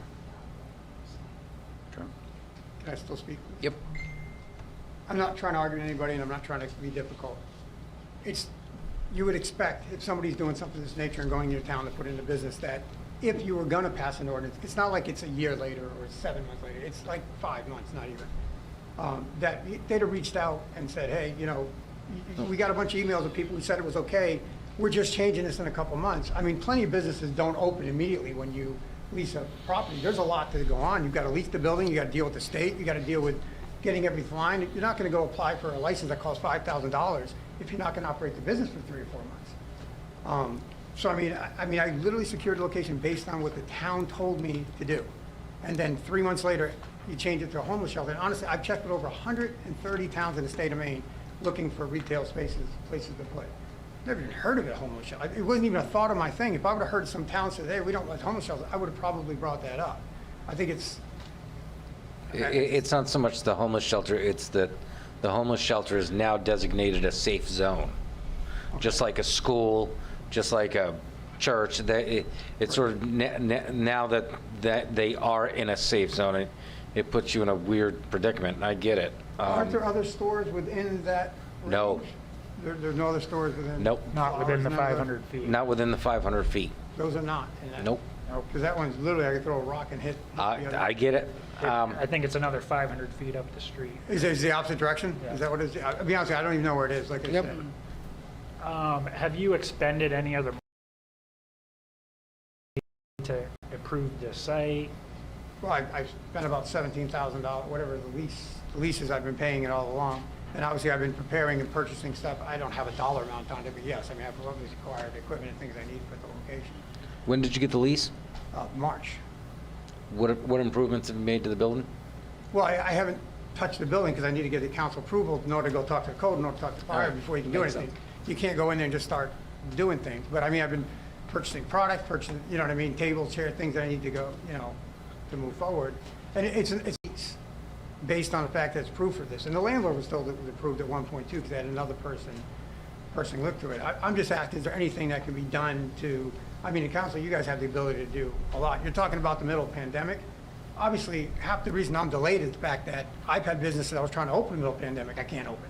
So now I am finally getting to the point where I can put funds together, and now I come to a city that says, well, we're now, I'm not being disrespectful, but now we're gonna change and add homeless shelters, and you're out of luck with your $90,000 lease. It's kind of Go ahead, Eric. hypocritical. Well, I'm sorry, I didn't mean to, and none of us knew. yeah. No, I know. Okay, we knew of another Right. I mean, potential. I would expect, and I'm not trying to tell anybody anything, but I would expect if something like that was happening, the code guy should have a list of, okay, because these things don't happen overnight. Everybody knows it. You guys are talking about a budget from February. You're still, same thing, you know what I mean? So you'd expect to say, hey, let's let this guy know, the ones that we've talked to that we've approved, told him it's okay to open this, hey, you better get moving because we're gonna pass another ordinance. But the same thing, we can't notify everyone who has an intent or goes to our city and asks questions. We don't keep a database on the fact Understandable. that you came. I get that that's an issue. Well, hopefully we can help you resolve this, but that's, Okay. Yeah. go ahead. Well, so I guess, I mean, one, I would think you might have a pretty good argument for getting out of the lease. And I mean, also, you didn't have a license either, so you signed this lease based on the speculation that you were gonna get approved for a license. But you can't get approved for license without the lease. You can't even apply for it without the lease. You have to bring the lease in with the license. So- Right, but I'm saying it's all.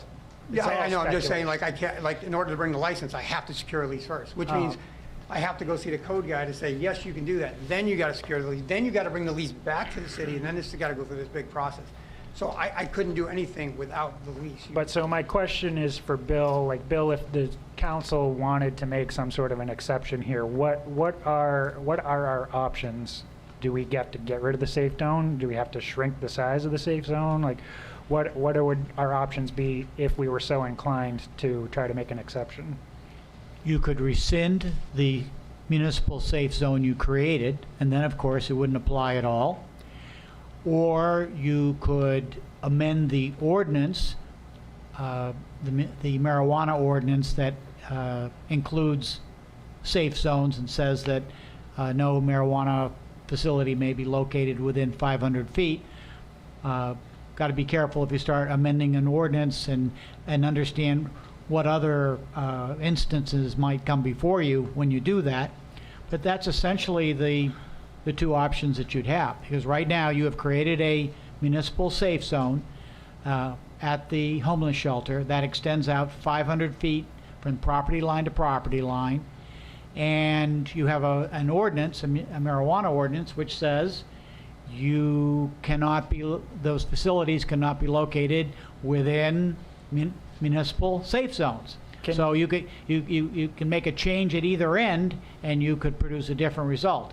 But obviously you need to think that through, because when you make a change in one area, you have to think of how that might apply to other properties and so forth. But, so for example, we could say it's 450 feet instead of 500 feet. Can we take a look at the map and see if it, 'Cause it doesn't look like there's much of It's that pretty land. darn close. And then the other, Should we put exception We'll because go there's to- already a lease in place, maybe? Like, because nobody else has probably a lease in place. and then the other question, because the real intention here, so this goes back to, like, for example, the one up on KMD, where there was a business on KMD, and it was 500 feet away from, potentially away from a church that was through the woods. Like, you wouldn't even know the marijuana store was there if you were standing at the church. And it's somewhat kind of, I'm guessing from what I know over here, I mean, you're talking about across the 4-lane road. I'm not sure you can even, and it's also just barely touching a part of the property that the homeless shelter is on that isn't even used for parking. So, I mean, my other question is, I think the real intention is 500 feet from, The door. front door to front door. not one corner of a property line to another corner of a property line.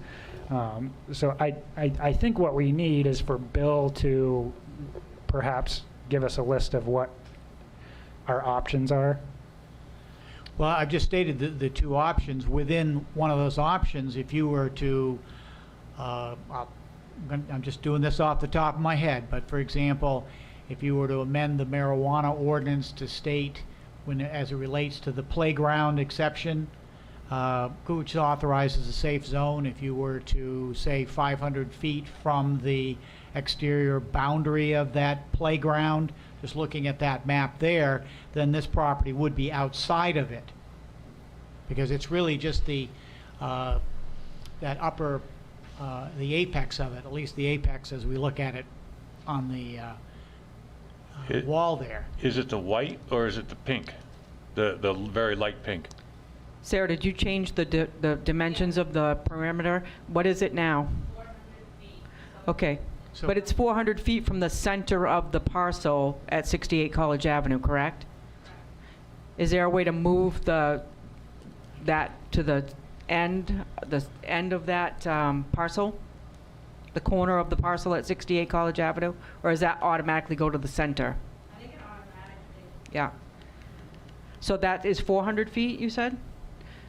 So if you extend to the end of that parcel, the corner of the parcel, it would then again fall into the top peak of the safe zone, if you understand what I'm saying, because it starts at the center point of that parcel. This program that we're drawing the boundary with. Steve, go ahead. I think tinkering with the ordinance is playing with fire. I think your better option here, if you're empathetic to this man's circumstance, is to rescind the safe zone, approve the license, and then reinstate the safe zone. It's an exceptional approach, but if you feel that you have an exceptional situation here, I think that's the cleanest way for you to do it. If you start tinkering with distances and radii and that sort of thing, you don't know what the outcome is going to be. Bill, does that sound okay to you? Well, if the council's inclination is to try to find a way to accommodate the gentleman here, I can take a look at the map, the state statute on safe zones, and our ordinance, and see if I can construct something which doesn't destroy the intent of the safe zone idea to come back to you with. And and perhaps, for example, Steve and I might be able to meet and have a discussion about that, or I might meet with the code enforcement officer and have a meeting about it. I'd like to look at that map, for example, close up, as opposed to from across the room. So if it's the council's inclination to try to find a way to, with a minimal disruption of the purpose here, I'm certainly happy to take a look at it. And it would also be interesting to me, because I've never seen this laid out, like a map of Waterville that shows all the safe zones and like exactly how much property does that, eliminate from having these businesses, because I have no concept of how much of the land in the city is ruled out from this use based on the safe zone, current existing safe zones. I've seen that map, and it's a lot more extensive than you think. Right. Yeah, it covers a Yes, ton of property. I've seen the map as well. There's Claude. a lot of safe zone in Waterville. I'm going to make a motion that we table this until the next council meeting so that Bill and the manager can see if there is a solution. I can't promise you that there will be a solution, but let's table it until, I'm going to make an motion that we table it until next council. I'll second that. I would just note that we do have the contact information for this gentleman, that we could be in contact with him and run things by you as well while these conversations take place. Okay. Steve. Is it an accurate read of the mood of the council that you want us to find a way to be able to do this? I mean, Can I ask a question? I've had my hand up. oh, sorry. Go ahead.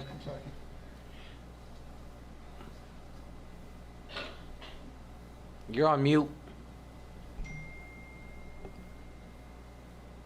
kind of to Bill's point here, I would just like to ask the question without suggesting my disposition in any way. What is the point of us having the safe zone in the first place? If you can, if we're going to go through these gyrations to figure out how to right the alleged injustice here to this gentleman, why did we have, what is the purpose of the safe zone? Steve, you want to touch on this before I do? Steve, he's asking you, do you want to talk about You're his asking- question? I'm not sure who's being asked. The point of having the safe zone? Oh, okay. Fine with me. Yeah, if we're gonna dismantle the safe zone to allow this business, whether I support it or not, notwithstanding, it begs the question why we have the safe zone. What's the purpose of the safe zone? Well, I think that's obviously the third conclusion that you can come to, that if the safe zone is sacred once it's put in place, then this application is a non-starter. And the only way to consider the application is to modify the safe zone ordinance or to momentarily lift the safe zone around the homeless shelter in order to allow this application to be approved. In a sense, the ordinance ties the council's hands because it doesn't allow for discretion on the council's part or for variance from what the ordinance says. So I guess my question is, if we're going to rescind the, whatever bill comes up with, if we rescind the safe zone, grant approval to this gentleman, and then reinstate the safe zone or whatever, why are we reinstating it afterwards? Like what, if that's the precedent we're setting, that we have, why don't we, if we want this gentleman's business, why don't we remove the safe zone, grant him his license, and then that's that. I mean, what protection is the safe zone providing to the homeless shelter? And again, this is like, I'm just asking the obvious Sure. question without suggesting what my perspective is. And you've added a fourth option to rescind it and just leave it non-existing in that location. I think what we're trying to do is to find a way to accommodate this gentleman's application, given the timing of and the circumstances around it. Who, by all accounts, tried to do the right thing from the get-go. Councilor Green, then Councilor Foss. Yeah, I mean, I have the same question as Councilor Klepak.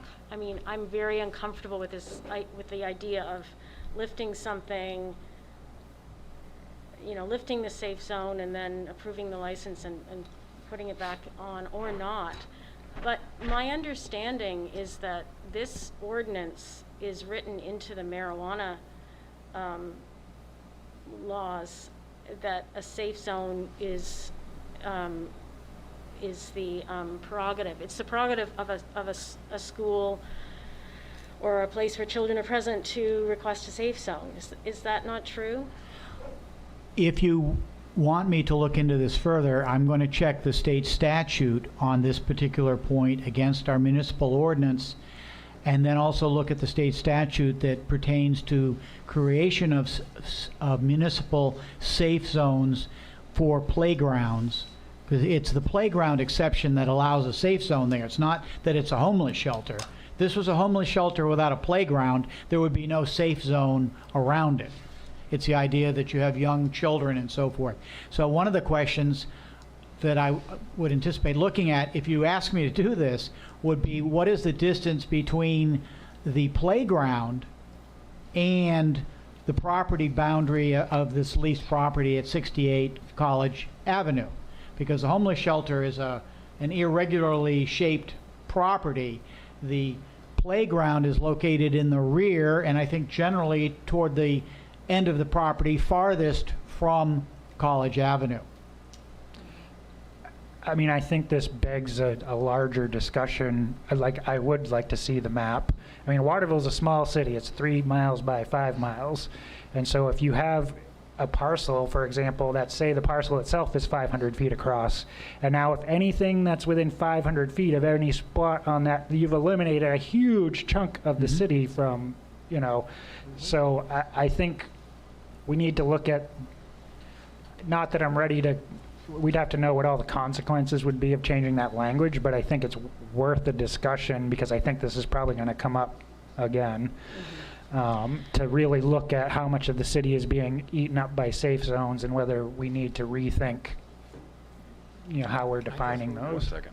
Counselor Foss, then back to Counselor Green. So, Counselor Klebeck and Counselor Green, the reasons that I would like to table it is, one, this gentleman has signed a lease with intent to build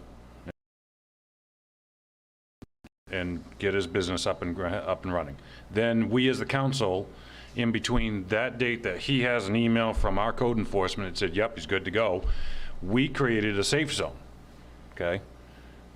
And now we're at this situation where we've got just a small parcel of land punching through that 500-foot barrier, and we all know there's a fence line, a railroad in between, And a 4-lane. Yeah. in a 4-lane road. that's true. You know, I'm trying to throw a little bit of way around this one particular situation where one code said we're good, and then we said, no, you're not, because we're going to build this 500-foot safe zone. Now, if he was 300 feet closer, I'd be out. Okay, but it's such a small little strip of that land that's getting just through that border that I want to see if there's anything, and if there isn't, ultimately, I'm sorry, that's what it is. Okay, but if there's any way we can make this happen, you know, I'd like to see it happen. Okay, but you know, again, I have to go back to, legalities. Counselor Green, then Counselor Frankie. Well, I'd like to make a point of order. Yes. I've got a motion to table that's been seconded on the table. Which stops. Discussion would be about the motion to table, although I understand that the attorney and the city manager are interested in what council thinks about this, so the discussion is good. But I think we should go vote on the motion to table unless we're going to talk about tabling anymore. Patty, can I get a roll call on that? Is there a date to table it to? To the next the meeting, next- correct? Next meeting. Counsel Morris? Yes. Counsel Klepak? Yes. Counsel Green? Yeah. Counselor Foss? Yes. Counselor Frankie? Yes? Counselor Thomas? Yes. Vote is 6 in favor and 0 opposed. So at this point, we're done talking about this issue right now. It's not over for you. I mean, you could have gotten a hard no already. I appreciate it. So we're going to discuss this. We're the city attorney. I mean, by all accounts, it looks like we don't want to leave you I appreciate sitting on the ledge.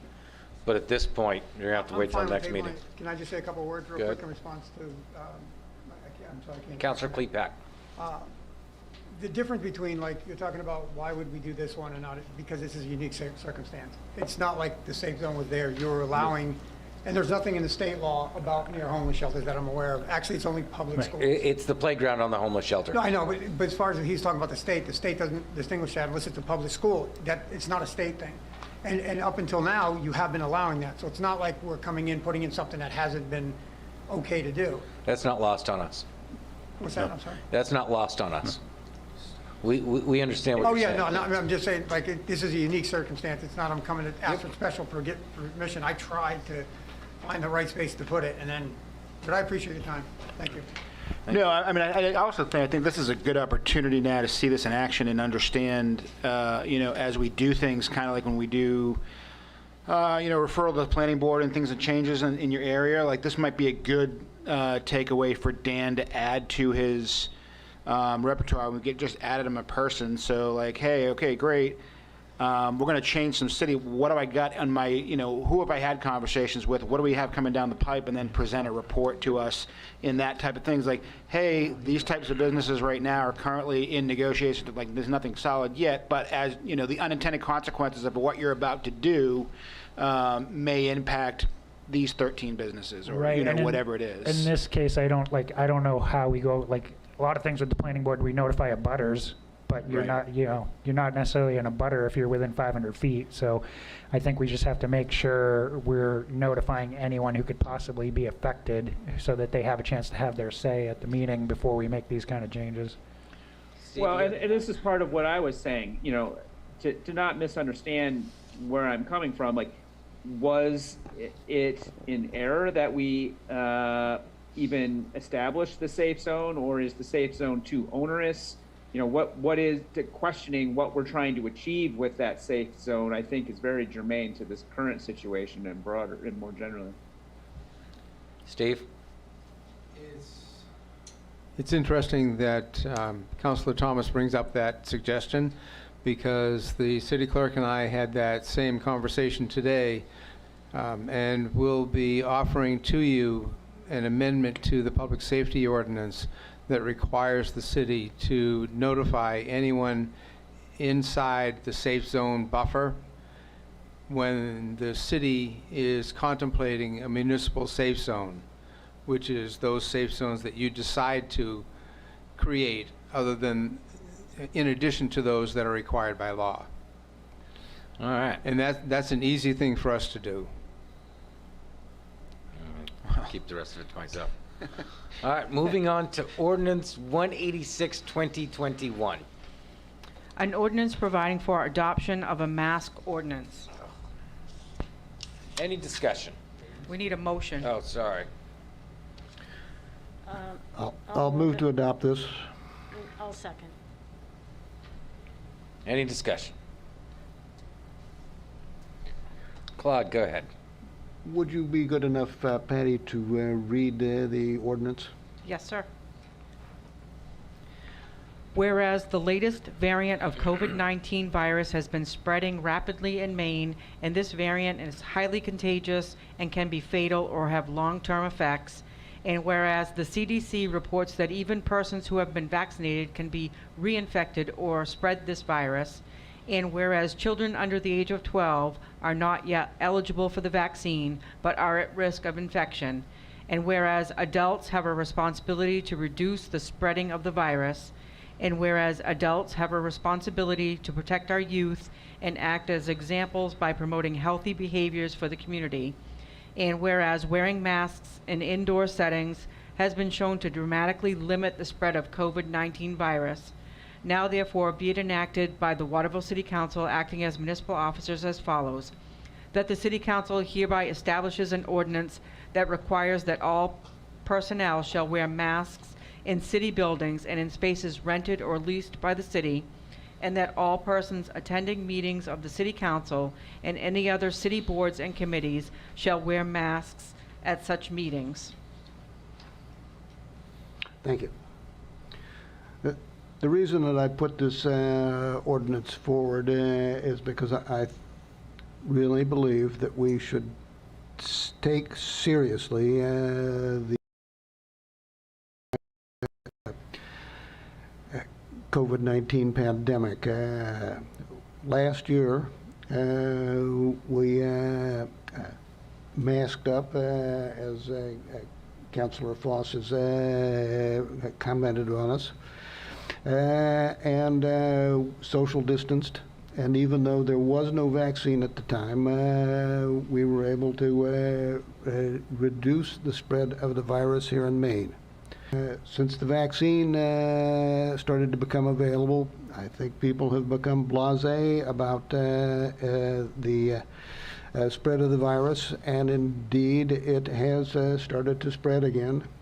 The Delta variant, the current one that's spreading, can even infect people who've been vaccinated. Our children are not yet vaccinated. I note that the school has already mandated wearing masks in the school.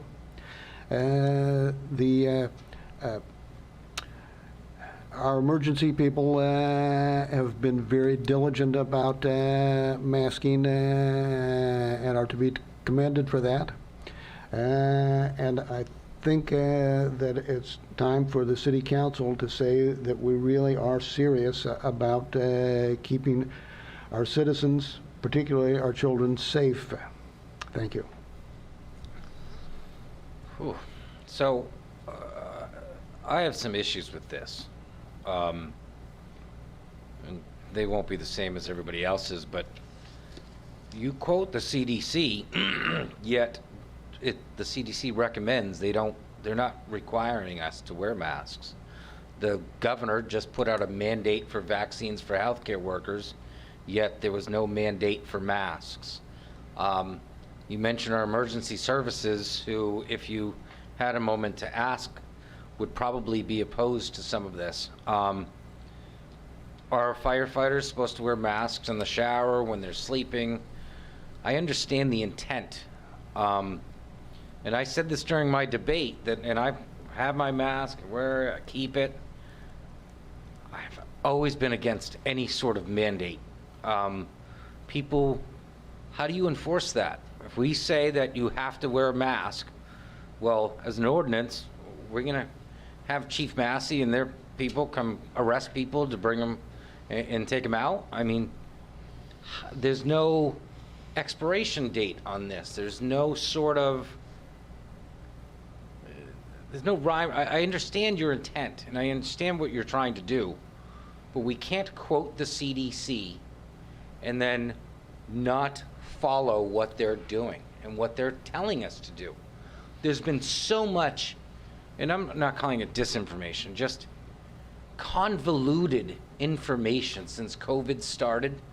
There's been no consistency across the board, where 1 week for months, everybody get the vaccine, we're gonna be good.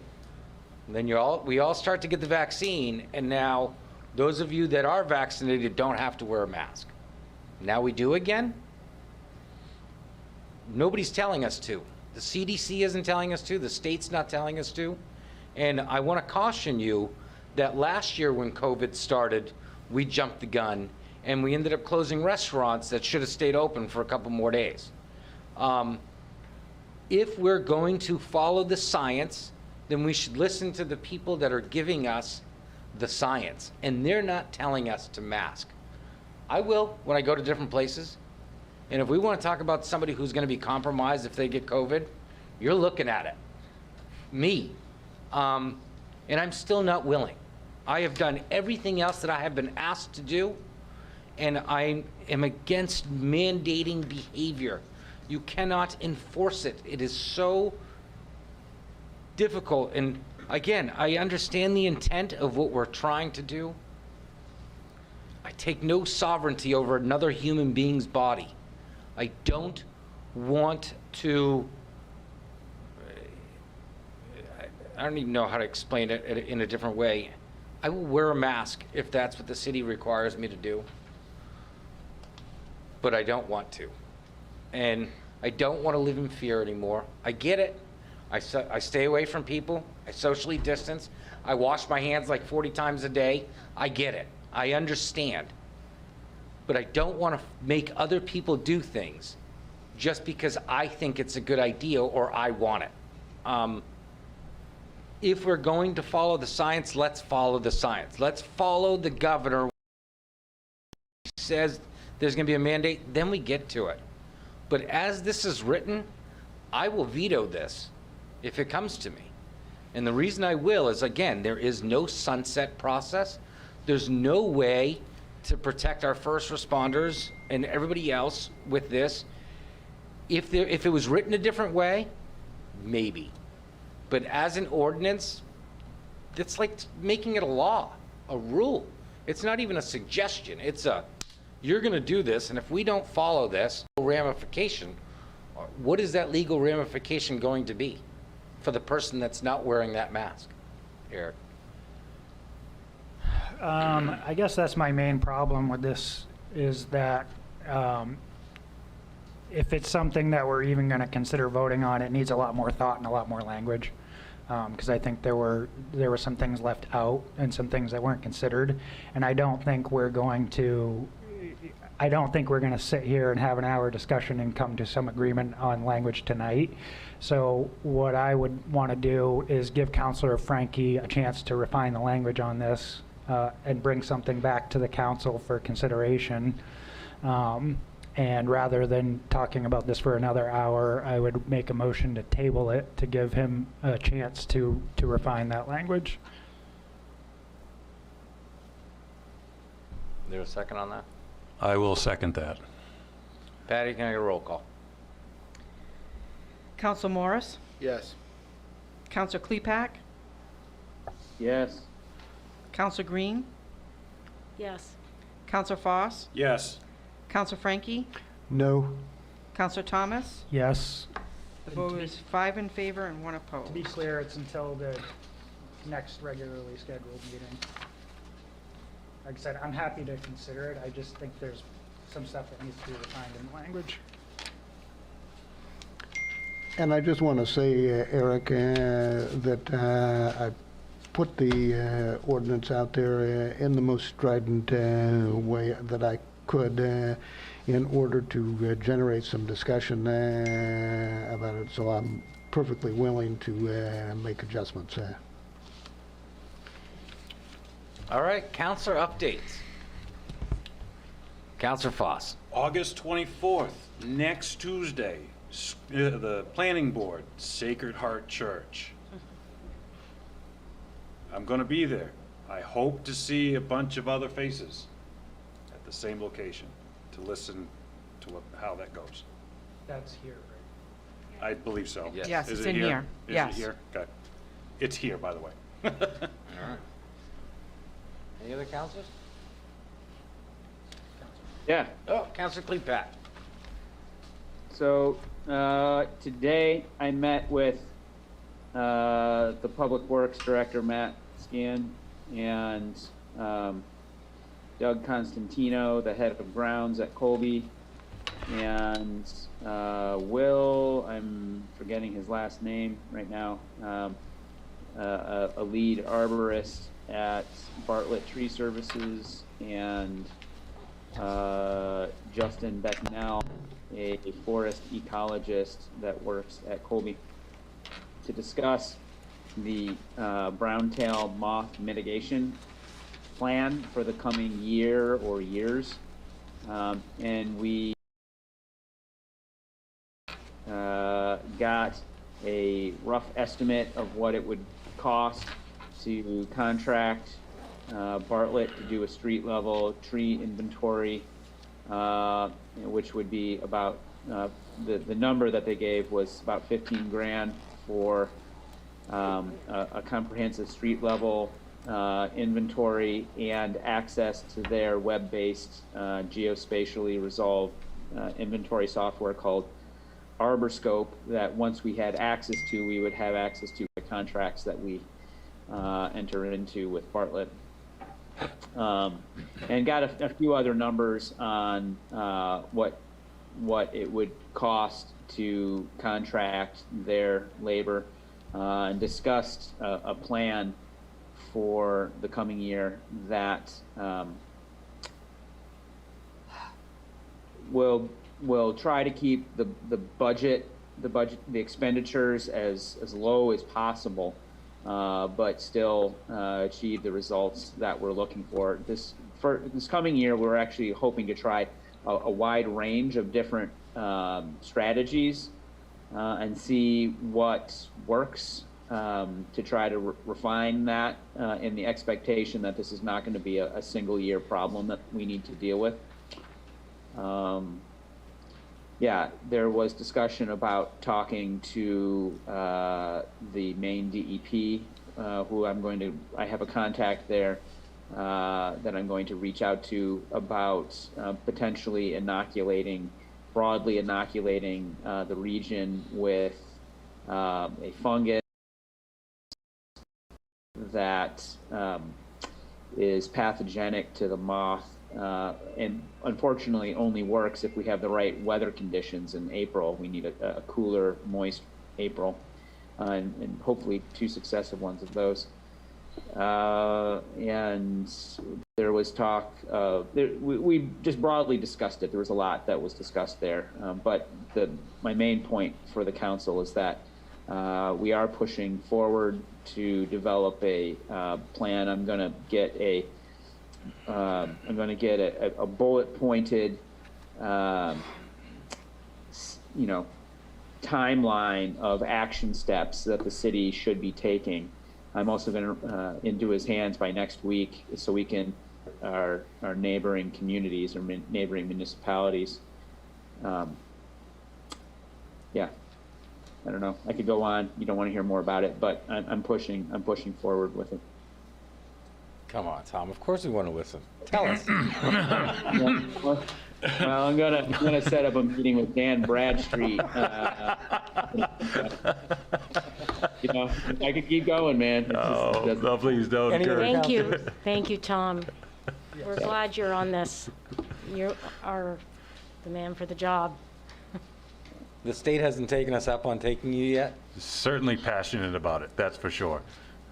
Give them. Well, I'm just trying to read the signs here and adjust to them correctly. Any other counselors? All right, so not a counselor. We've had I've had an interesting month. Some of you may have seen it, some of you may have not. I had thought about it. After the heart attack last month, I wanted to make sure that I cut out some stress, which I have already done. I have downsized a lot of what I'm doing in life. I thought resigning. Hard, long. Unfortunately for some of you, it's not happening. I am going to stay on. Rick, you always give me crap about the tie. So this one that says just for Rick is yours, because you probably won't see another one. Awesome. I even autographed this one. Oh, thank you. But you didn't bring any peanut butter cookies. No peanut butter cookies. So I'm not ready to resign. Rebecca, I'm ready to dig in. We're going to figure out this housing crisis before we're done. Claude, you and I are going to butt heads a lot, but respectfully. No, we're not. We're on the same team now. We're all on the same team, no matter what the letter is behind our names. I look at everything that's going on everywhere. We're all, not all, but there's a lot of hateful nonsense that goes on. Not so much in Waterville, but everywhere, where people are always looking for something negative to comment or say. And if you learn anything from the 7 people that sit up here, is that we all come from different backgrounds, but we work so very well together. I'd like to believe I have some part in that. Maybe a little less than I care to admit, but people can learn from what we do here on the city level. We may disagree, but we work towards solutions, and we do so respectfully. It may not have always been the case, but I appreciate everyone that I work with. All of the city staff, Chief Essler, Chief Massey, all your men and women, the city council, the residents in this city. I love it. And I will continue to do it for the next 2.5 years, or until you guys decide to get rid of me. But for now, I'm staying. And I hope that we can continue with the work that we've done, and in the manner in which we have done it. We will continue to be respectful, at least on my watch. I hope that that is the case. And then at the end of this year, I have 2 counselors that I have to help get elected, because Morris ain't doing it without me. But really, this is a great group, and I appreciate all of you. Tom, even though you're not here, I'm sending you some air hugs. And keep going. We need you to keep on the state and getting all of this science stuff right for us, because you're the man for that. And that's pretty much all I got. But I am staying, so I'm sorry to some of you. Why do you have to look at me? I got your autograph. You're leaving. That real hard day. No peanut butter cookies, but I got an I autograph. got you no cookies, buddy. You'll get some cookies next time. All right, moving on to community notes. We got none? Any on Zoom? No. Motion to adjourn. I smell motion to adjourn. Second. All in favor?